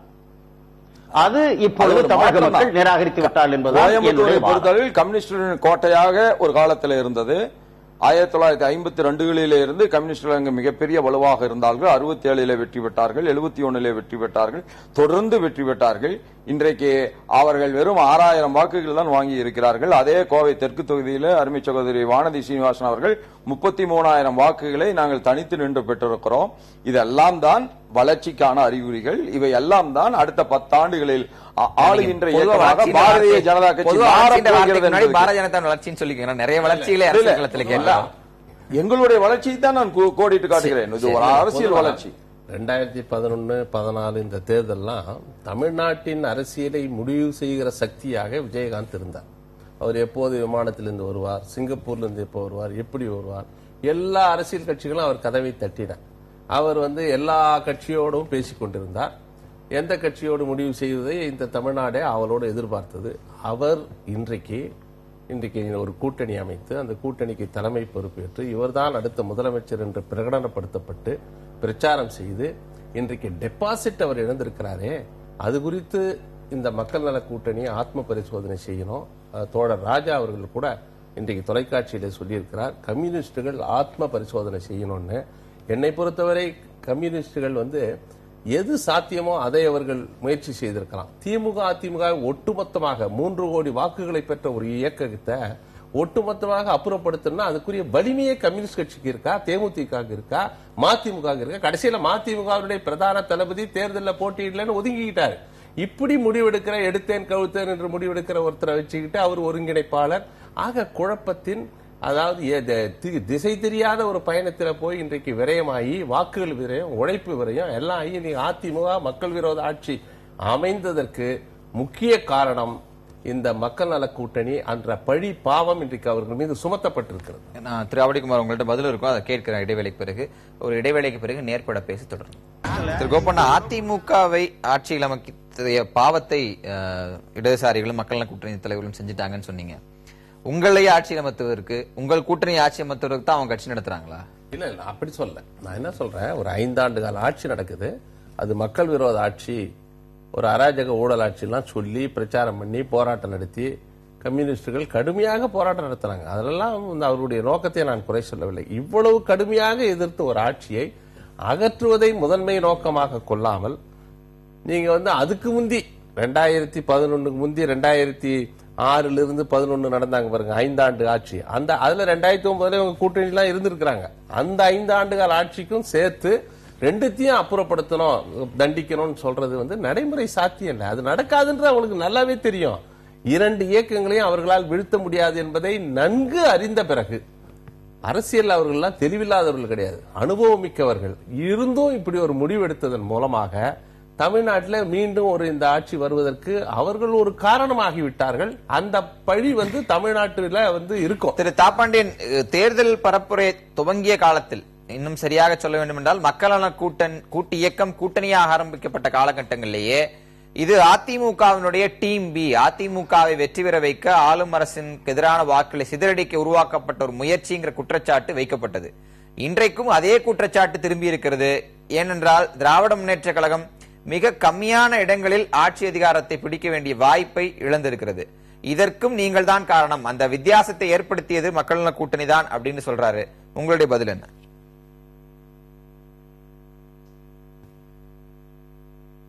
முடிவெடுத்து கட்சியினுடைய விருப்பத்திற்கேற்ப மக்கள் தீர்ப்பளிப்பது இல்லை. கட்சி ஒரு திட்டத்தை முன்வைத்து மக்களிடம் சொல்லும், அதை மக்கள் ஏற்றுக்கொண்டால் அதை ஆதரித்து வாக்களிப்பார். இப்பொழுது ஒவ்வொரு கட்சியும் தேர்தல் அறிக்கைகளை வெளியிட்டிருக்கிறார்கள். இப்ப தேர்தலில் வெற்றி பெற்ற அனைத்து இந்திய அண்ணா திராவிட முன்னேற்ற கழகத்தினுடைய பொதுச் செயலாளர், அல்லது அவர்களது பாணியிலே சொன்னால் நிரந்தர பொதுச் செயலாளர், நான் கொடுத்த வாக்குறுதிகளை முழுமையாக நிறைவேற்றுவேன் என்று சொல்லியிருக்கிறார். அப்படியானால் இப்பொழுது மக்கள் கொடுத்த தீர்ப்பை வைத்து பார்க்கிற போது அது பிற்போக்காளர்களுக்கு, வலதுசாரிகளுக்கு, முதலாளிகளுக்கு அந்த தேர்தல் அறிக்கை உதவுமா என்றால், இலவசமாக மக்களுக்கு கொடுப்பது சரியா தவறா என்ற அடிப்படை வாதத்திற்கு வேண்டும் என்றால் போகலாம். அதிலே இருவிதமான கருத்துக்கள் உலகம் முழுமையிலும் இருக்கிறது. நான் இப்பொழுது இந்த விவாதத்தில் அதை ஈடுபடுத்த முடியாது. ஆனால் அது நலிந்தோருக்கான திட்டமாக இருக்கிற காரணத்தால் கடந்த 5 ஆண்டுகளில் சொன்னார் மக்கள் விரோத ஆட்சி என்று சொன்னார். கொஞ்சம் திரும்ப அவர் யோசிக்க வேண்டும். சட்டமன்றத்திற்குள் அவை அறிவிக்கப்பட்ட பொழுது, அந்த திட்டங்கள் கொண்டு வரப்பட்ட போது எந்த கட்சியும் இந்த திட்டம் தவறு, நாட்டுக்கு நல்லதல்ல, கைவிட்டு விடு என்று சொல்லவில்லை. எனவே கோபத்தில் தேர்தல் காலத்திலே பயன்படுத்தக்கூடிய சில வாசகங்கள், அது தேர்தலுக்காக கட்டாயம் எதிர்த்து நிற்பவரை பற்றி வீழ்த்துவதற்காக சொல்லத்தான் வேண்டும். அது ஒரு உத்தியை ஒழிய தேர்தல் கால பிரச்சாரத்தை அடிப்படை அரசியல் இலக்கணமாக எடுத்துக்கொள்ளக்கூடாது. நிச்சயமாக இப்பொழுது ஏற்பட்டிருக்கிற இந்த மாற்றத்தில் திராவிட முன்னேற்ற கழகம் மீண்டும் பதவிக்கு வராதது என்பது தமிழகத்தில் ஜனநாயகத்தை பாதுகாப்பதற்கு உதவி இருக்கிறது. எதிர்க்கட்சி வரிசையில் அவர்கள் இருந்து செய்ய போகிற காரியங்களை பார்த்துத்தான் இனி அடுத்த தீர்ப்பு அவர்களுக்கு வழங்கப்படும். ஜனநாயகம் காக்கப்பட்டிருக்கிறது, திராவிட முன்னேற்ற கழகம் ஆட்சிக்கு வரல அப்படின்னு திரு தாப்பாண்டியன் சொல்றாரு. ஆனால் ஒரு புது முயற்சிக்கான ஆதரவு அப்படின்னு களத்தில் பார்க்கும்போது இந்த மாற்றம் என்று முன்வைத்த புதிய முயற்சிக்கு ஆதரவில்லை அப்படின்னு பார்க்கிறதா, இல்ல மாற்றம் பல முனைகளிலிருந்து வந்தது அப்படிங்கறதுனால எது மாற்றம்ன்ற தெளிவே மக்களிடம் கிடைக்காமல் போயிடுச்சுன்னு நினைக்கிறதா? அது ஒரு பார்வை இருக்கு. அதாவது நாங்கள் முன்வைத்த மாற்றம் என்பதை மக்கள் புரிந்து கொள்ளவில்லை என்பது மட்டுமல்ல, அவர்கள் இன்னும் அதற்கு தயாராகவில்லை, அதற்குள்ள முழு நம்பிக்கை அவர்களுக்கு வரவில்லை என்பது இந்த தீர்ப்பில் தெரிகிறது. திரு தாப்பாண்டி, நான் மீண்டும் உங்களிடம் வரேன். ஸ்ரீகுமார், இதுக்கு காரணம் நீங்க பாத்தீங்கன்னா PMK பாட்டாளி மக்கள் கட்சி அவங்க தனித்து போட்டிட்டாங்க. அதே போல மக்கள் நல கூட்டணி தேமுதிக TMC இதெல்லாம் சேர்ந்தது. அப்புறம் இருக்கக்கூடிய நாம் தமிழர் அந்த போன்ற அமைப்புகள் பங்கு பெற்றது. சோ இந்த மாதிரி ஒரு மல்டி கார்னர் கான்டெஸ்ட், பல முனை போட்டி என்பது மக்களை குழப்பத்தில் ஆழ்த்திருக்கக்கூடும். ஏன்னா இவ்வளவு பேர் வந்து இதை போட்டியிடுறாங்களே, இதுல யாரை தேர்ந்தெடுப்பது? வழக்கமாக அவர்கள் பார்க்கக்கூடிய கட்சிகள் என்பது 2 திராவிட கட்சிகள் தான். அதன் கூட தான் இந்த மற்ற கட்சிகள் சவாரி செய்து கொண்டிருந்தது. இந்த முறை வந்து இவர்கள் எல்லாருமே தனித்தனியாக நின்று போட்டியிடும் போது இது அட்வான்டேஜாக இருக்கிறது இந்த 2 திராவிட கட்சிகளுக்கும். முதலமைச்சர் பத்திரிகையாளர் சந்தித்து பேசும்போது 10 கட்சிகள் என்னை எதிர்த்து போட்டியிட்டன, நான் ஒற்றையாளாக இவர்களை எதிர்கொண்டேன், ஆனால் எனக்கு மக்கள் என் மீதான நம்பிக்கைக்கு எனக்கு வெற்றியை தந்திருக்கிறார்கள் அப்படின்னு சொல்றாங்க. அந்த 10 கட்சியை எதிர்த்து போட்டியிட்டேன்னு அந்த நேரத்தில் அவர்கள் சொல்வதற்கு பின்பு ஏதாவது காரணம் இருக்குன்னு பாக்குறீங்களா? 10 கட்சிகள் நிச்சயமா, ஏன்னா இவங்க வந்து ஒரே ஒரு ஆள், அதாவது ஜெயலலிதா மட்டும்தான் அதிமுகவில் இருந்து மிகப்பெரிய ஒரு ஸ்டார் கேம்பெயினராக எல்லா இடத்துக்கும் போயிட்டு இருந்தாங்க. அவங்க அங்க இருக்கக்கூடிய வேட்பாளர்கள் அவர்கள் தொகுதியில பண்ணிட்டு இருந்தாங்க. ஆனா மற்ற கட்சிகள் பாத்தீங்கன்னா அப்படி இல்லை. எல்லாரும் இப்ப திமுகவில் எடுத்துக்கிட்டீங்கன்னா ஸ்டாலின் போறாரு, கருணாநிதி போறாரு, கனிமொழி போறாங்க. அதே போல மக்கள் நல கூட்டணியில பல தலைவர்களும் பல்முனை பிரச்சாரம் பண்ணிட்டு இருக்காங்க. இவங்க மட்டும் ஒரே ஒரு ஆளாக நின்று இந்த 10 கட்சிகளையும் சமாளிச்சிட்டு இருந்தாங்க. அந்த ஒரு சமாளிப்பு மேபி விமன் ஓட்டர்ஸ் வந்து அதிகமாக போனனால அவர்கள் ஒரு விமன் மீண்டும் தேர்ந்தெடுப்போம் என்ற ஒரு மனநிலைக்கும் தள்ளப்பட்டிருக்கலாம். அதன் காரணமாக இந்த வெற்றி அவர்களுக்கு சாத்தியப்பட்டிருக்கு. அது யாருடைய தவறு? 2ஆம் கட்ட தலைவர்களை உருவாக்க வேண்டியது முதல் கட்ட தலைவரனுடைய வேலை. அனைத்து இந்திய அண்ணா திராவிட முன்னேற்ற கழகம் 2ஆம் கட்ட தலைவரை உருவாக்குவதற்கு தயாராக இல்லை என்று சொன்னால் அது பிற கட்சிகளினுடைய குற்றம் அல்லவே. அது அனைத்து இந்திய அண்ணா திராவிட முன்னேற்ற கழகத்தினுடைய நான் என்ன சொல்ல வரேன்னா, 2ஆம் கட்ட தலைவர்களை உருவாக்க வேண்டிய கடமை யாருக்கு இருக்கிறது?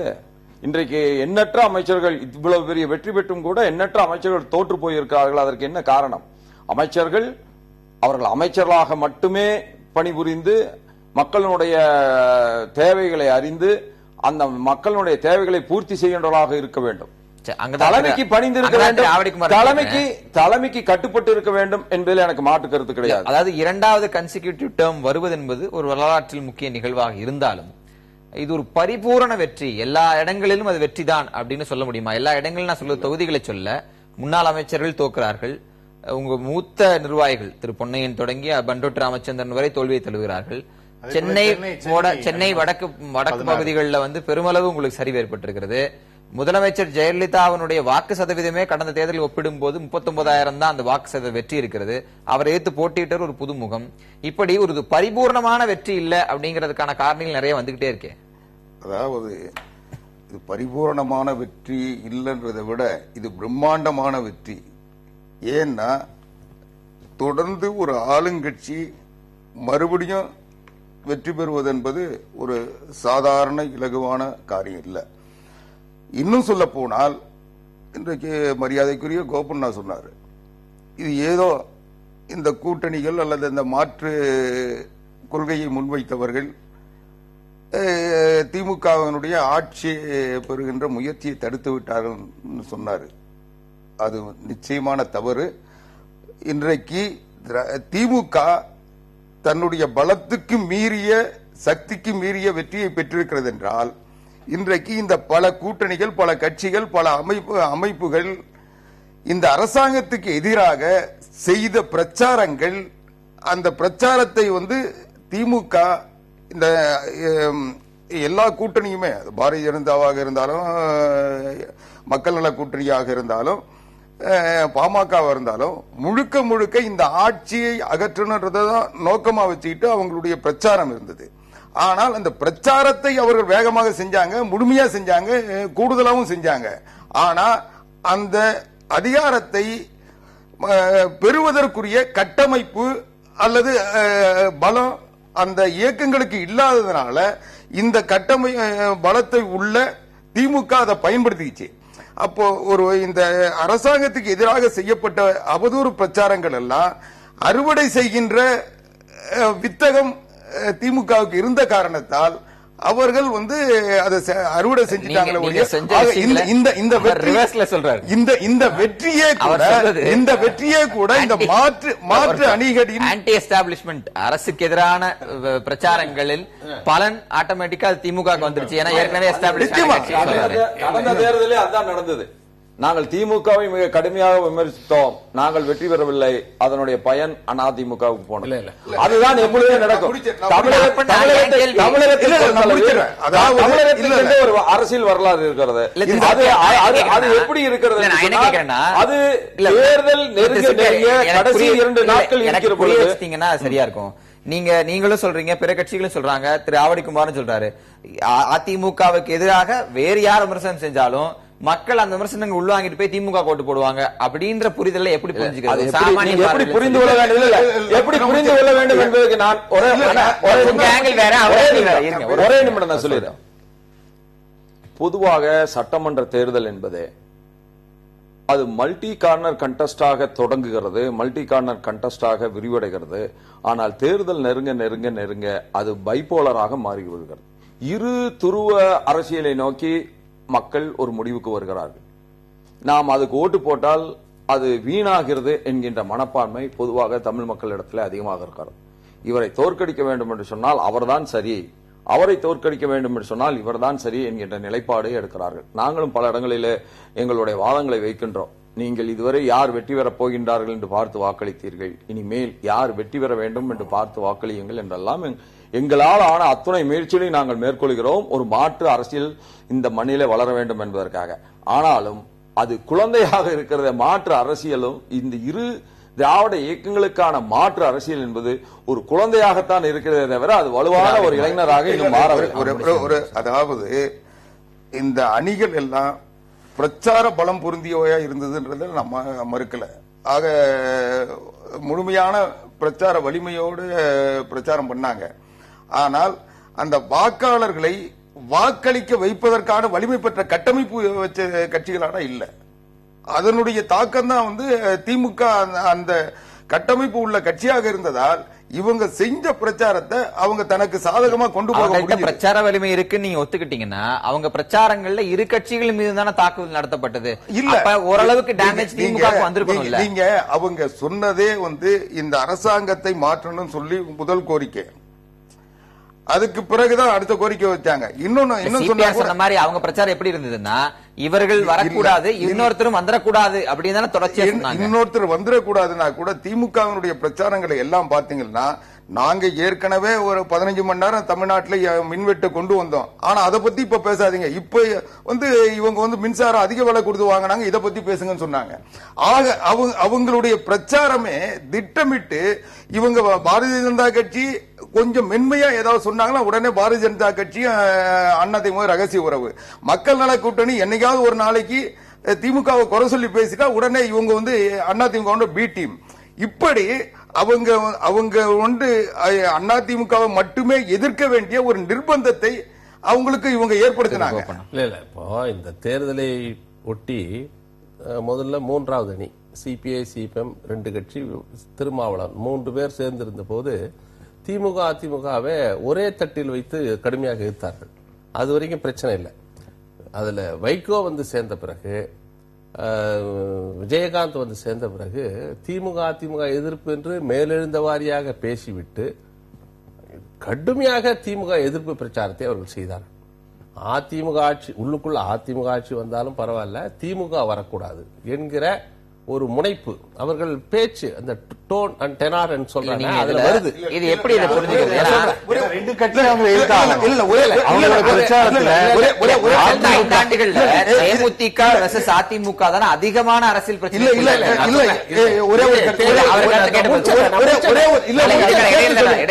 சொல்லுங்க. அதாவது வைகோ அப்படி ஒரு பிரச்சாரத்தை வைத்திருந்தா அதுக்கு காரணம் திமுக. வைகோவை நேரடியா அவங்க கட்சியை வந்து அவங்க கைப்பற்ற முயற்சி பண்ணாங்க. அதனுடைய பாதிப்பு அவர் திமுகவை வந்து எதிர்த்தாரு. அதுக்காக அதிமுக காரணம் நீங்க முடிவு பண்ணீங்கன்னா அது எப்படி இருங்க. 2011 2016 வரைக்கும் ஆட்சி செய்த ஒரு மக்கள் விரோத ஊழல் ஆட்சி என்று அதிமுகவை எதிர்ப்பதில் நியாயம் இருக்கு. திமுக அதற்கு முந்தி ஆட்சி செய்த கட்சி.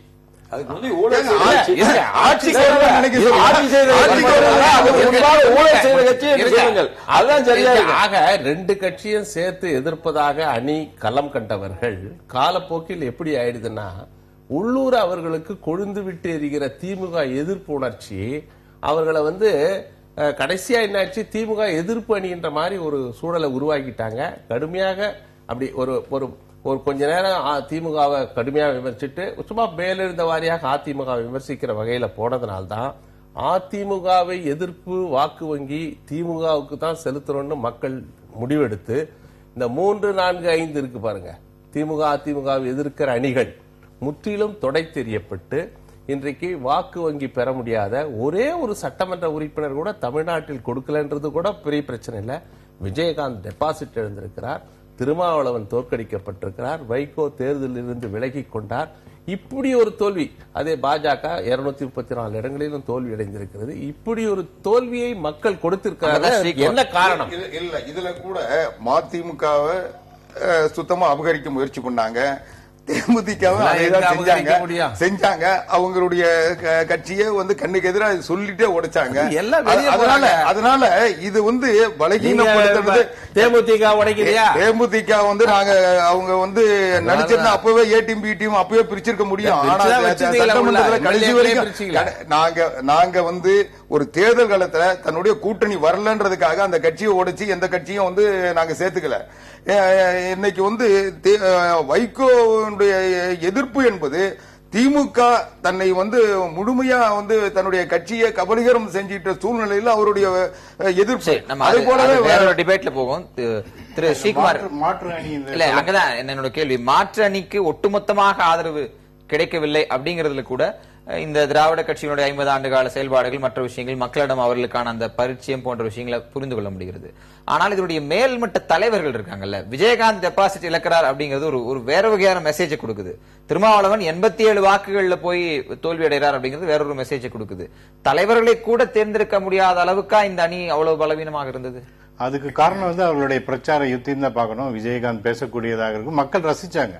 விஜயகாந்த் எப்படி பேசுறாரு, செயல்படுறாரு அப்படின்றது மக்கள் ஆர்வத்தோட பார்த்தாங்க, கூட்டம் கூடியது. ஆனால் அது வாக்குகளாக மாறுறதுல அதுல பிரச்சனை இருக்கு. அவங்க சொன்ன மாதிரி அது திமுகவுக்கும் அதிமுகவுக்கும் சாதகமாக தான் அது போயிருக்கு. அங்க இருக்கக்கூடிய தலைவர்கள், வைகோ வந்து போட்டியிடுறதுன்னு சொல்லியிருந்தார் கோயில்பட்டியில, கடைசி நேரத்தில் அவர் வந்து விட்ரா பண்ணிட்டாரு. இது போன்ற இல்ல, அதுக்கு முன்பே கடைசி நொடியில் அந்த இமேஜஸ் அதாவது உடைஞ்சிருச்சு. இது வந்து ஒரு முழுமையான மாற்று கூட்டணி என்பது நம்பகத்தன்மையை அது கொஞ்சம் கொஞ்சமாக இழக்க ஆரம்பிச்சிருச்சு. அதன் காரணமாகத்தான் இது ஒரு அட்வான்டேஜாக 2 கட்சிகளுக்கும் திமுக நகர்வில் கிரெடிபிலிட்டி, நகர்வில் நம்பகத்தன்மை இழந்திருக்கு. பிரச்சாரத்துல திமுக விரோத உணர்ச்சி கடுமையா இருந்தது. சாதிக் பாட்சா செத்து நம்ம 2011 போய் சிபிஐ விசாரிச்சா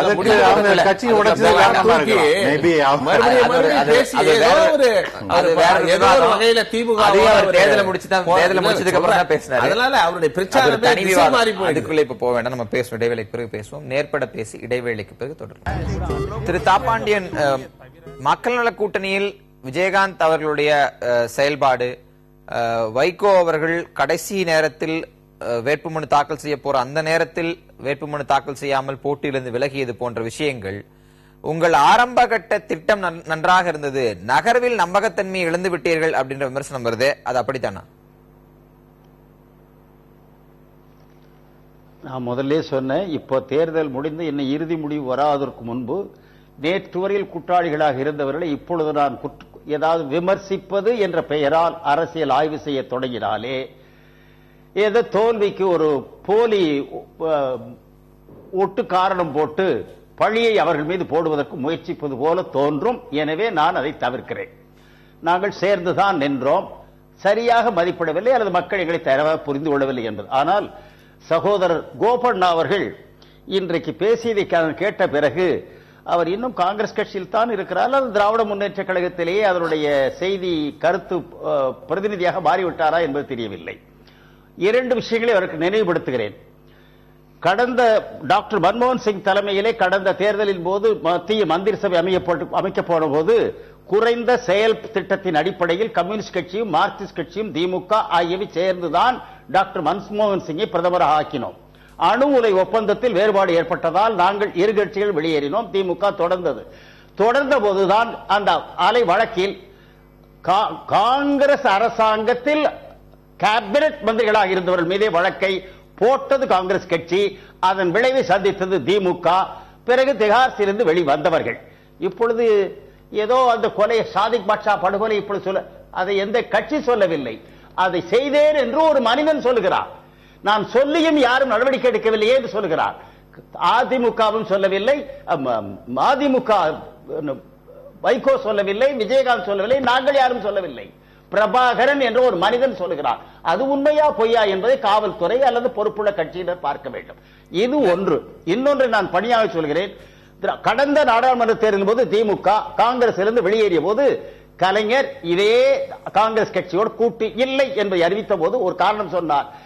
உடனிருந்து ஒத்துழைத்த எங்கள் மீதே வழக்கு போட்டு பழி வாங்கிய காங்கிரஸ் கட்சியோடு இனி எந்த காலத்திலும் உறவு இல்லை என்றார்.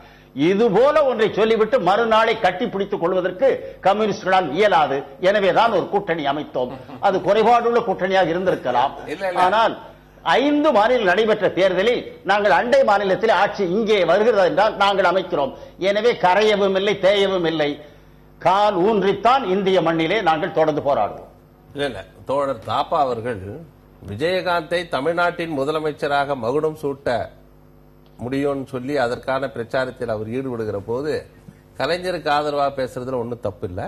2004 இருந்து 2013 வரைக்கும் கிட்டத்தட்ட 9 ஆண்டுகள் மத்தியில் ஒரு நிலையான ஆட்சி வழங்குவதற்கு திராவிட முன்னேற்ற கழக காங்கிரஸ் கூட்டணி உதவியது. நடுவிலே கருத்து வேறுபாடு. 2016 மீண்டும் இணைந்திருக்கிறோம். மீண்டும் அந்த 2004-6 போன்ற ஒரு சகாப்தம் கருத்து வேறுபாடு வழக்கில் வந்தது. இதுல வகுப்புவாதத்தை எதிர்த்து குரல் கொடுக்கிற கம்யூனிஸ்டுகள் இன்னைக்கு வருகாலங்களில் என்ன நிலை எடுக்க போறாங்கன்னு தெரியல. தமிழ்நாட்டை பொறுத்தவரை, எங்களை பொறுத்தவரை இந்த ஆட்சி அகற்றப்பட வேண்டும் என்று விரும்பினோம். அந்த முயற்சிக்கு குந்தகமாக இருந்தவர்கள் மக்கள் நல கூட்டணி என்கிற ஆதங்கத்தின் அடிப்படையில் தான் என் கருத்து சொல்லப்படுகிறதே தவிர, நீங்கள் இந்த கூட்டணியில் சேர்ந்திருந்தால் இந்த வெற்றியை பெற்றிருக்க முடியுமே, திமுக வெற்றி பெறுவதற்கு நாங்கள் என்ன உதவ வேண்டுமா என்று சொல்லுகிறீர்கள். நீங்கள் ஏற்கனவே திமுகவோட கூட்டணி சேராதவர்களா என்ன? சேர்ந்தவர்கள் தானே. மீண்டும் சேருவதிலே என்ன தயக்கம் என்றுதான் நாங்கள் கேட்டோம். திரு ஆவடிக்குமார், மீண்டும் மீண்டும் ஒரு விஷயம் சொல்லப்படுகிறது. திமுகவிடம் ஒரு வலுவான கூட்டணி அமைந்திருந்தால், இப்ப தேமுதிகவை தொடர்ச்சியாக அழைத்து வந்தார்கள். இடதுசாரிகள் ஏற்கனவே நிலைப்பாடு எடுத்திருந்தாலும் இடதுசாரிகளுக்கும் அழைப்பு விடுத்தது. ஒட்டுமொத்த அழைப்பாக திராவிட முன்னேற்ற கழக தலைவர் கருணாநிதி வெளியிட்டிருந்தார் கூட்டணி தொடர்பாக. ஒருவேளை அப்படி ஒரு வலுவான கூட்டணி அமைந்திருந்தால் இப்போது இருக்கக்கூடிய இந்த நெருக்கமான 30 - 40 இடங்கள் அப்படிங்கிற நெருக்கமான சூழல் என்பது மாறி இருக்கும். ஆட்சியை நீங்கள் தக்க வைக்க முடியாத ஒரு சூழல் ஏற்பட்டிருக்கும் நம்புறீங்களா? நிச்சயமாக ஒரு மாற்று அணி என்று சொல்ல வந்த அணி ஒரு வலிமையான கூட்டணியாக அமைந்திருந்தால் திமுக 3வது இடத்துக்கு போயிருக்கும். ஒரு அந்த மாற்று என்று பிரச்சாரம் செய்தவர்கள், வலிமையாக மக்களிடம் அந்த செய்தியை கொண்டு சென்றவர்கள் அதை வாக்காக மாற்றுவதற்குரிய வாய்ப்புகளை பெறாத காரணத்தால், 2வது அதுக்கு நான் பெரிய பலகீனமா அதுல நினைக்கிறது, அதுல அவங்க முதல்வர் வேட்பாளராக அறிவித்த விஜயகாந்த் அறிவிக்காம இருந்திருந்தா ஓரளவுக்கு வந்து உங்க பதில் தான் நான் கேட்கிறேன். இல்ல, மக்கள் கூட்டணி வலுவாக இருந்திருந்தால் திமுக நான் சொல்லி முடிச்சிடுறேன். அதுக்கு என்ன காரணம்னா, விஜயகாந்த் அவருடைய எதிர்க்கட்சி தலைவர் பதவி பெற்றதற்கு பிறகு அவருடைய நடவடிக்கைகள் சட்டசபையிலையும் இல்ல, அவருடைய கட்சி வெளியும் வந்து அதுக்கு எதிர்க்கட்சியா பணியாற்றல. அவருக்கு ஒரு பெரிய வாய்ப்பை தமிழ்நாட்டில் மக்கள் உருவாக்கினாங்க. அதை வந்து அவர் தக்க வைக்கவோ அல்லது அதை முழுமையா செயல்படுத்தவோ அவர் முயற்சி எடுக்கல. அதனுடைய விளைவு இவர் வந்து அதற்குரிய பொறுப்பான தலைவராக மக்கள் ஏற்கவில்லை. ஏன்னா ஃபெயிலியர். அதனால இவர் தலைமையில் ஒரு ஆட்சி அமையன்னா அந்த ஆட்சியை வந்து மக்கள் வந்து உங்க பதில் நான் கேட்கிறேன். அந்த முடிச்சிடறேன். அதே மாதிரி நீங்க பெரிய உதாரணம் கூட வேணாம். எல்லா கட்சிகளையும் அழைத்துக்கிட்டு பிரதமரை பார்க்கறதுக்கு எதிர்க்கட்சி தலைவர் முறையில் கூட்டிட்டு போனாரு. திமுக உள்பட எல்லாம் நம்பி போனாங்க. ஆனா அந்த அங்க நடந்துகிட்ட முறையை பார்த்த பிறகு எல்லாருமே வந்து அவருடைய செயல்பாடுகள் சரியா இல்லைன்றத உணர்ந்தாங்க. ஆனா அந்த உணர்ந்ததுக்கு பிறகும் திமுக அவங்களை நம்பி போச்சு. எந்த திமுக வந்து அந்த அவருடைய செயல்பாடு சரியில்லைன்னு சொல்லிச்சோ, ஆக இவங்க நம்பி போனாங்க. அப்போ அதிலிருந்து அந்த அணியை இன்னும் சொல்ல போனா விஜயகாந்த் அவங்க வந்து ஒரு பெரிய வாக்குபலம் உள்ளவராக நினைச்சுதான் அவங்கள பழம் நழுவி பால்ல விடுமான்னு எதிர்பார்த்து இருந்த இயக்கங்கள்லாம் வந்தது. ஆக இந்த எல்லாமே திமுக தன்னுடைய பலத்தை முழுமையாக நம்பி இருந்தால் இந்த அளவுக்கு இறங்கி போயிருக்காங்க. தாண்டி நீங்க சொன்னீங்க மக்கள் கூட்டணி, அந்த கூட்டணி மாற்று கூட்டணி என்பது வலுவாக அமைந்திருந்தால் திமுக 3 இடத்துக்கு போயிருக்கும் அப்படின்னு நீங்க சொன்னீங்க. இல்ல, வலுவாக அமைந்திருந்தது. ஆனால் அதற்கு ஒரு முதலமைச்சராக ஒருவரை முன்னிறுத்தியது பலவீனங்கள் இல்லாமல் பலமாக இருந்திருந்தாலும் புரிஞ்சுக்கலாம். நான் முடிச்சிடுறேன். அதாவது முதலமைச்சர் அந்த அணியில யார் என்ற ஒரு கேள்வியை வச்சிருந்தா கூட அந்த அணி பலமா இருந்திருக்கும். ஆனால் முதலமைச்சர் என்பவர் ஒரு சரியான ஆளாக இல்லாததுனால அந்த அணியினுடைய பலம் எல்லாம் நம்பகத்தன்மை இழந்து போச்சு. இல்ல, முதலமைச்சர் வேட்பாளராக அறிவிக்கப்பட்டவர் அவர் மீது நம்பகத்தன்மை இல்ல, அதனால தோத்தாங்க அப்படின்னு நீங்க சொல்றீங்க. ஆனால் அமைச்சர்களாக இருந்த பலரே உங்களிடம் தோத்திருக்காங்களே, அது எப்படி புரிஞ்சுக்கிறது? அமைச்சர்களாக இருந்தவர்கள் அதிமுகவில் வந்து சக்தி வாய்ந்தவர்களோ அல்ல பலமான மக்கள் செல்வாக்கு உள்ளவர்களோ இல்ல. அதிமுகவுடைய பிரதிநிதிகளாக இருந்ததனால் புரட்சி தலைவி அம்மா அவர்கள் அறிவிக்கப்பட்டவர்கள் என்பதால் தான் அவங்களுக்கு மரியாதையும் அவங்களுக்கு உரிய செல்வாக்கும். அதனால அமைச்சர்கள் இன்னைக்கு அமைச்சரா இருக்கிறாங்க, நாளைக்கு கட்சியினுடைய சாதாரண நிர்வாகியா இருந்து வேலை செய்வாங்க. அதனால அமைச்சர்களுக்கு என்று தனியாக செல்வாக்கோ அதிகாரமோ இல்ல. அவங்க ஜெயலலிதாவுடைய அந்த செல்வாக்கையே இங்க செயல்படல.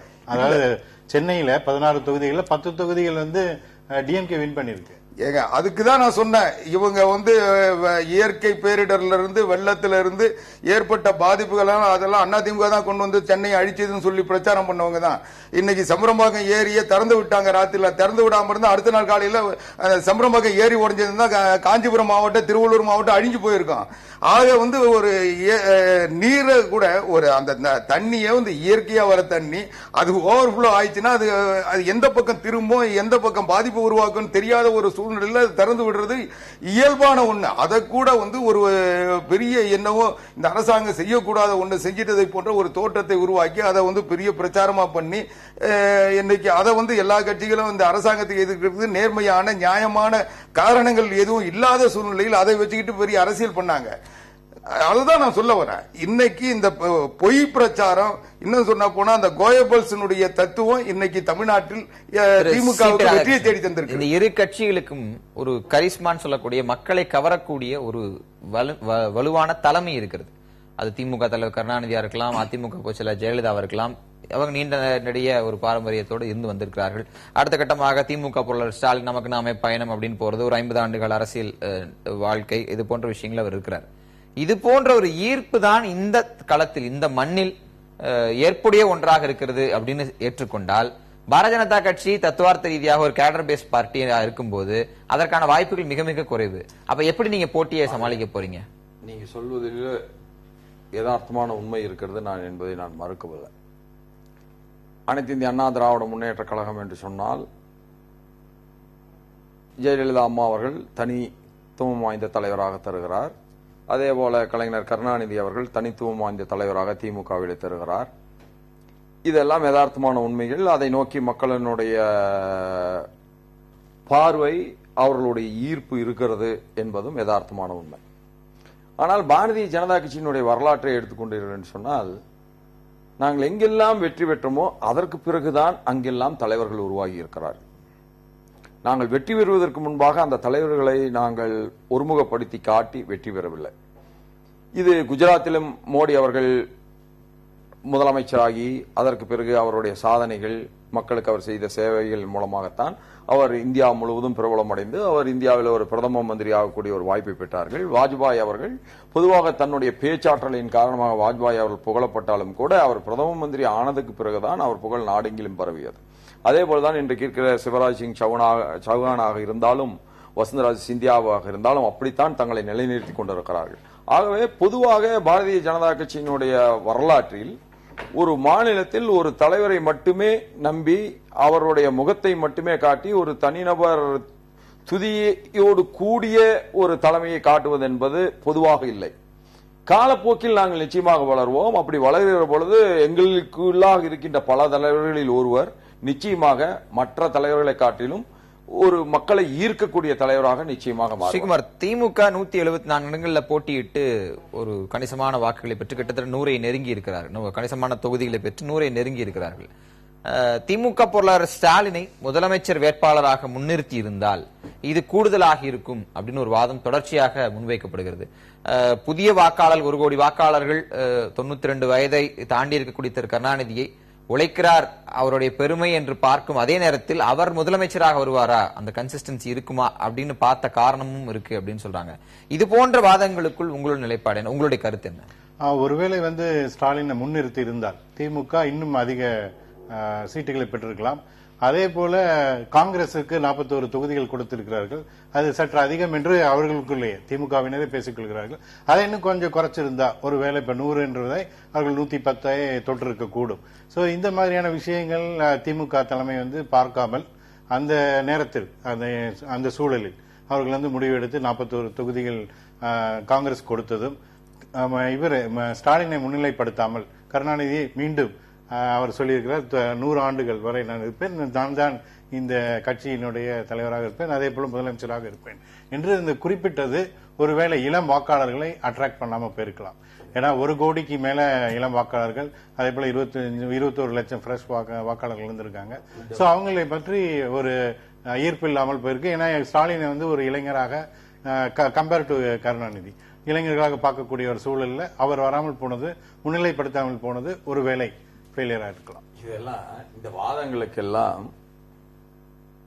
ஒரு வாய்ப்பே தரவில்லை கலைஞர் அவர்கள். அவரே ஒரு முற்றுப்புள்ளி வச்சார். ஏதாவது எனக்கு நடந்தால் மட்டும்தான் ஸ்டாலினுக்கு வாய்ப்பு என்று அவரே சொல்லிவிட்டார். அது அதற்கு பிறகு அதை விவாதிப்பது என்பது ஒரு கேலிக்கூத்தான விஷயம்தான். அதே போல அதை விவாதிக்காத அளவிற்கு அவர் தன்னை பாதுகாத்துக் கொண்டாருன்னு நான் சொல்ல வரேன். அது இளைஞரிடத்தில் நிச்சயமாக ஒரு ஈர்ப்பை ஏற்படுத்தி இருக்காது. அது மட்டுமல்ல, இவர் அழகாக சொன்னார், நான் காங்கிரஸோடு கூட்டணி என்று சொன்ன உடனேயே நான் சொன்னேன், யானை தன் தலையிலேயே மண்ணை வாரி போட்டுக் கொள்வது போல கலைஞர் காங்கிரஸைக்கு தன்னுடைய கூட்டணிகளை மீண்டும் இணைத்திருக்கிறார், இது அவருக்கு தோல்வியைத்தான் தரும் என்று சொன்னார்.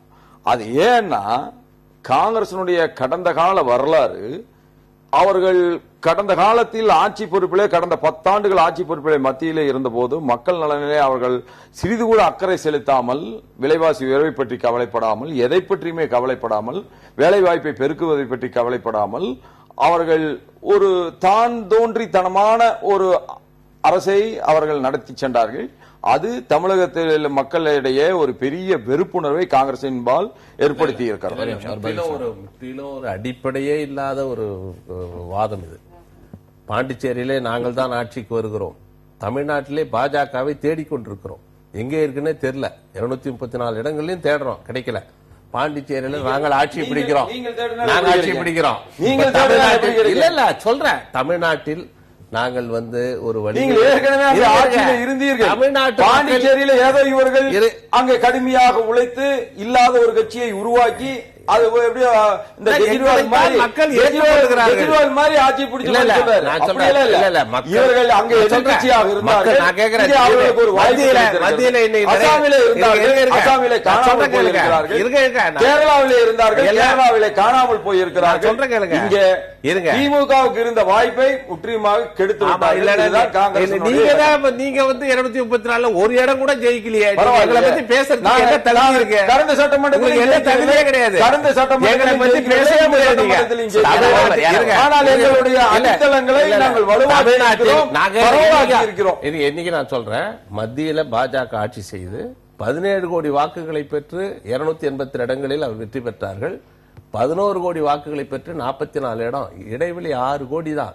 2 ஆண்டுகளிலேயே அந்த மத்திய பாஜக ஆட்சி சரிந்து கொண்டிருக்கிறது. விரைவிலே அது வந்து மக்கள் மத்தியில அது இதுவாக. அடுத்து தமிழ்நாட்டில பொறுத்த வரைக்கும் 3% வாக்குகள் வித்தியாசத்தில் தான் இந்த வெற்றியை அதிமுக பெற்றிருக்கிறது. நாங்கள் 40% அதிமுக, நாங்கள் 37%, 38% பெற்றிருக்கோம். 41% அவங்க, 3% தான் வித்தியாசம். திமுக காங்கிரஸ் கூட்டணி என்பது இயல்பான கூட்டணி. இதை பாஜகவால் சகித்துக் கொள்ள முடியாது. தமிழ்நாடு அரசியல் கட்சியும் பாஜகவோடு சேர தயாராக இல்ல. ராகுல் கட்சி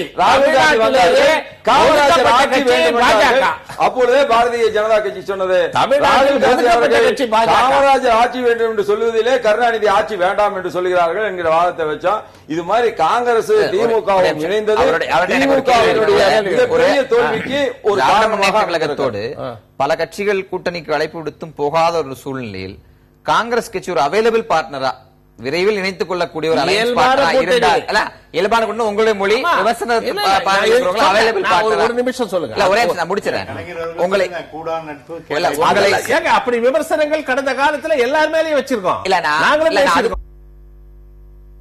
அப்போது உங்களை இணைத்த போது உங்களுடைய வாக்கு சதவீதம் 4 தான். தமிழகத்தில் உங்களுக்கு வாக்கு சதவீதம் 4 தான். 4% வாக்குடைய கட்சிக்கு 41 இடங்களை கொடுத்தது.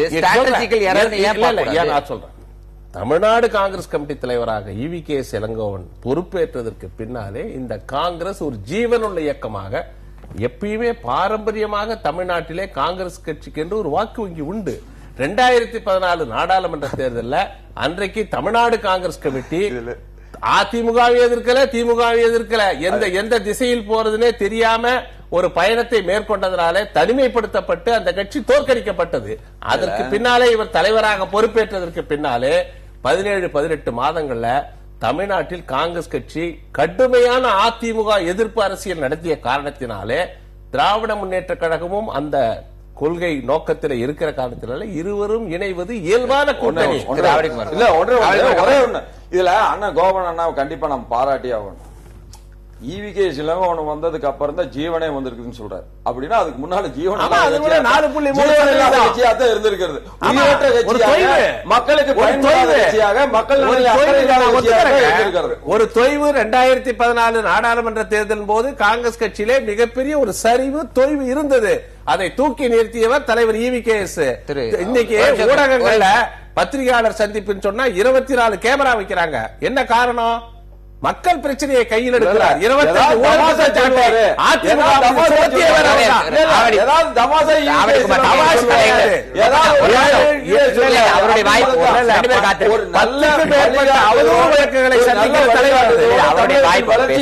எப்பவுமே வைக்கிறது இல்ல. அவதூறு வழக்குகளை அவர் சந்தித்துக் கொண்டிருக்கிறார். சந்திச்சுதான்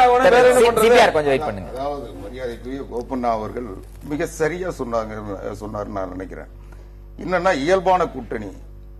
ஏன்னா திமுக ஆட்சியை 1976 அன்றைய பிரதமர் அன்னை இந்திரா காந்தி அவர்கள் ஆட்சியை டிஸ்மிஸ் செய்த போது சென்னை சீரணியரங்களை பேச சொன்னாங்க.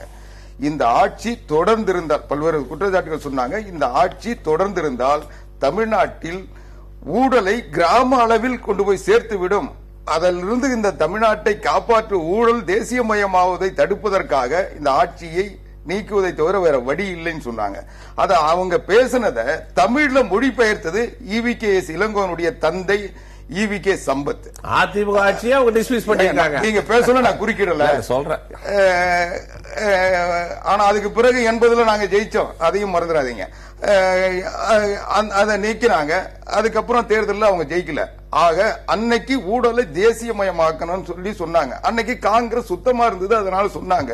இன்னைக்கு காங்கிரஸ் ஊழல்ல இன்னைக்கு நிலக்கரியிலிருந்து இன்னைக்கு இப்ப இருக்கிற ஹெலிகாப்டர் ஊழல் வரைக்கும் தொடர்ந்து ஊழல்களுடைய சங்கமம் மாறிட்டதுனால அவங்க இயல்பான நிலைக்கு வந்துட்டாங்க. திமுகவினுடைய நிலையை நோக்கி காங்கிரஸ் போயிட்டதுனால அதனால திமுக நான் முடிச்சிடறேன். அவ்வளவு நேரம் பேசுறீங்க.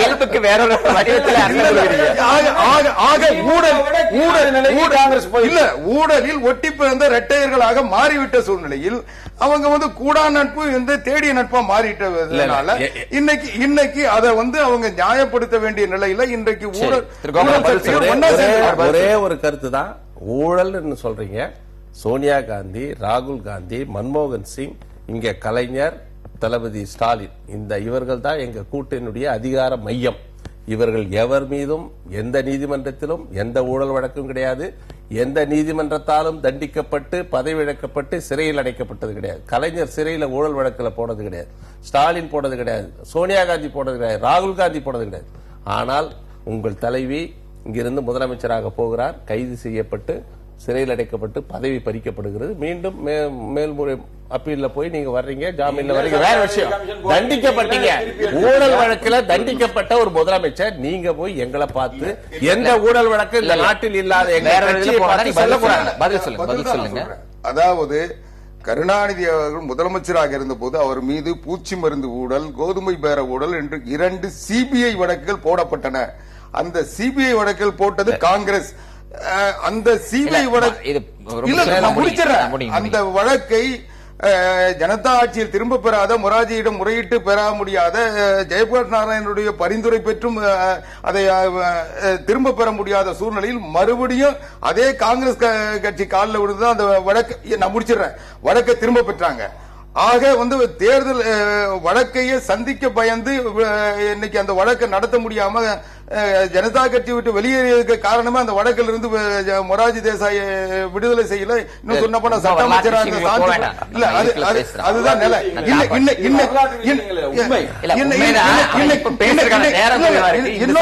இன்னொன்னு சொல்லிடுறேன். இன்னைக்கு பேசுகின்ற போது இந்த காங்கிரஸ் கூட்டணியை ஏன் இவ்வளவு சீட்டை கொடுத்தாங்க, ஏன் சேர்த்தாங்கன்னு அதுக்கு ஒரே காரணம் தான்.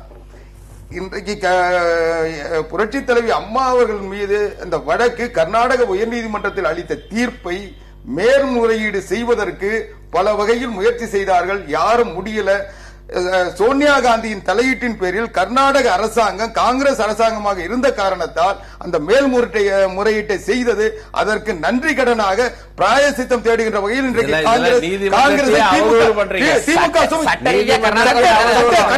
கர்நாடக அரசாங்கம் அங்க இருந்த சட்ட அமைச்சர் மேல்முறையீடு செய்ய முன்வரல. இன்னும் சொல்ல போனா அங்கிருந்து முதலமைச்சர், காங்கிரஸ் முதலமைச்சர் அது முடியாது. சோனியா காந்தியினுடைய தலையீட்டில் குமாரசாமி எப்படி தீர்ப்பு வழங்கினார்? குமாரசாமி எப்படி தீர்ப்பு வழங்கினார்? நீங்க தலையிடல. அப்படிதான் தீர்ப்பு வழங்கினார். இறுதி கருத்தில் இருக்கிறோம். தாப்பாண்டியிடம் கேட்டு வருகிறேன். திரு தாப்பாண்டியன், இருதுருவ அரசியல் அப்படிங்கிற அந்த விஷயத்திலிருந்து தமிழகத்தை வேறொரு மாற்று பாதைக்கு எடுத்துச் செல்வது என்பது ஒரு கடினமான பயணம் அப்படின்னு இடதுசாரிகள் நினைக்கிறீங்களா?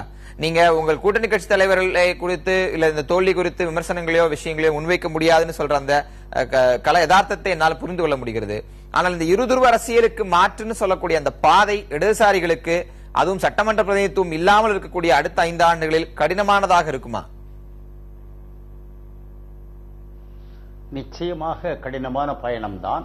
ஆனால் நாங்கள் எங்கள் கட்சியிலிருந்தே கூட நாங்கள் பாடத்தை கற்றுக்கொள்ள வேண்டும். மேற்கு தொடர்ச்சி மலைக்கு அப்பால் இருக்கக்கூடிய கேரளத்தில் இதே இயக்கத்தை சார்ந்தவர்கள் தான் இப்பொழுது மந்திரி சபை அமைக்கப் போகிறார்கள். 57 அமைத்தார்கள். 57 அமைத்த போது 52 அமைப்பதற்குள்ள ஒரு வாய்ப்பை தமிழகத்திலே பெற்றோம். ஆனால் ஒரு நாள் இரவிலேயே விட்டோம். எனவே எங்களுக்கும் இந்த வரலாறு அனைத்தையும் படிக்க வேண்டியது இருக்கிறது. இந்த வளர்ச்சி போக்கில் இந்த தேர்தலில் என்ன நடந்தது என்பதை கேரளத்தில் வெற்றி பெற்ற போதும் அடுத்து மலைக்கு இப்பால் இருக்கிற நம்மால் பிரதிநிதிகளே இல்லை என்ற அளவிற்கு கீழே போயிருக்கிறோமே என்பதை கட்டாயம் நாங்கள் பரிசீலிப்போம். நாங்கள் எங்கள் குறைகளை தீர்த்துக் கொள்ள அஞ்சவும் மாட்டோம், பகிரங்கமாக ஒப்புக்கொள்வதற்கு அஞ்சவும் மாட்டோம். ஆனால் ரொம்ப நியாயத்தை நிலைநாட்டுவது போல காங்கிரஸ் கட்சியின் நண்பரும் திராவிட முன்னேற்ற கழகத்துக்காக வாதாடியதை கேட்டபோது ஒரு 200 ஆண்டு கால சுதந்திர போராட்டத்திலே பெரும் பங்காற்றிய கட்சியினுடைய பிரதிநிதி இன்றைக்கு தன்னை மறந்து பேசியிருப்பது எனக்கு வருத்தத்தை தருகிறது. ஆனால் பரவாயில்லை, வருங்காலத்திலே சரியான பாதைக்கு இந்த நாட்டை காப்பாற்றுவதற்கு, மாநிலத்தையும் மீட்பதற்கு என்ன பாதையில் செல்லலாம் என்பதை விவாதிப்போம். அவர் உங்க மேல குற்றச்சாட்டை வச்சிருக்கனால பதில சொல்லி முடிங்க, நிகழ்ச்சி நிறைவு செய்யறீங்க. அதாவது ஒரு கூட்டணி கட்சி திராவிட முன்னேற்ற கழகம், காங்கிரஸ், அந்த கட்சி தலைவர் சார்பாக யாரும் இல்ல, அதுல அவதூறு குற்றச்சாட்டு, நியாயமற்ற குற்றச்சாட்டு சொல்லுகிற போது அதை மறுதலித்து பேசுவது எனக்கு உரிமை, ஒரு தார்மீக உரிமை. இதை அதற்கு உள்நோக்கம் கற்பிப்பது தோழர் தாப்பாவுக்கு எப்படி அது மனசாட்சி இடம் கொடுத்ததுன்னு எனக்கு தெரியல. சரி, நம்ம நிறைய விஷயங்கள் பேச வேண்டியிருக்கிறது. வரலாற்றில் மிக முக்கியமான நாளாக தமிழக அரசியல் வரலாற்றில் இது இந்த மே 19 மாறி இருக்கிறது. நாம் ஏற்கனவே இந்த துவக்கத்தில் சொன்னது போன்று பெரிய கூட்டணி கட்சிகள் இல்லாமல் அதிமுக மீண்டும் ஆட்சியை தக்க வைத்திருக்கிறது.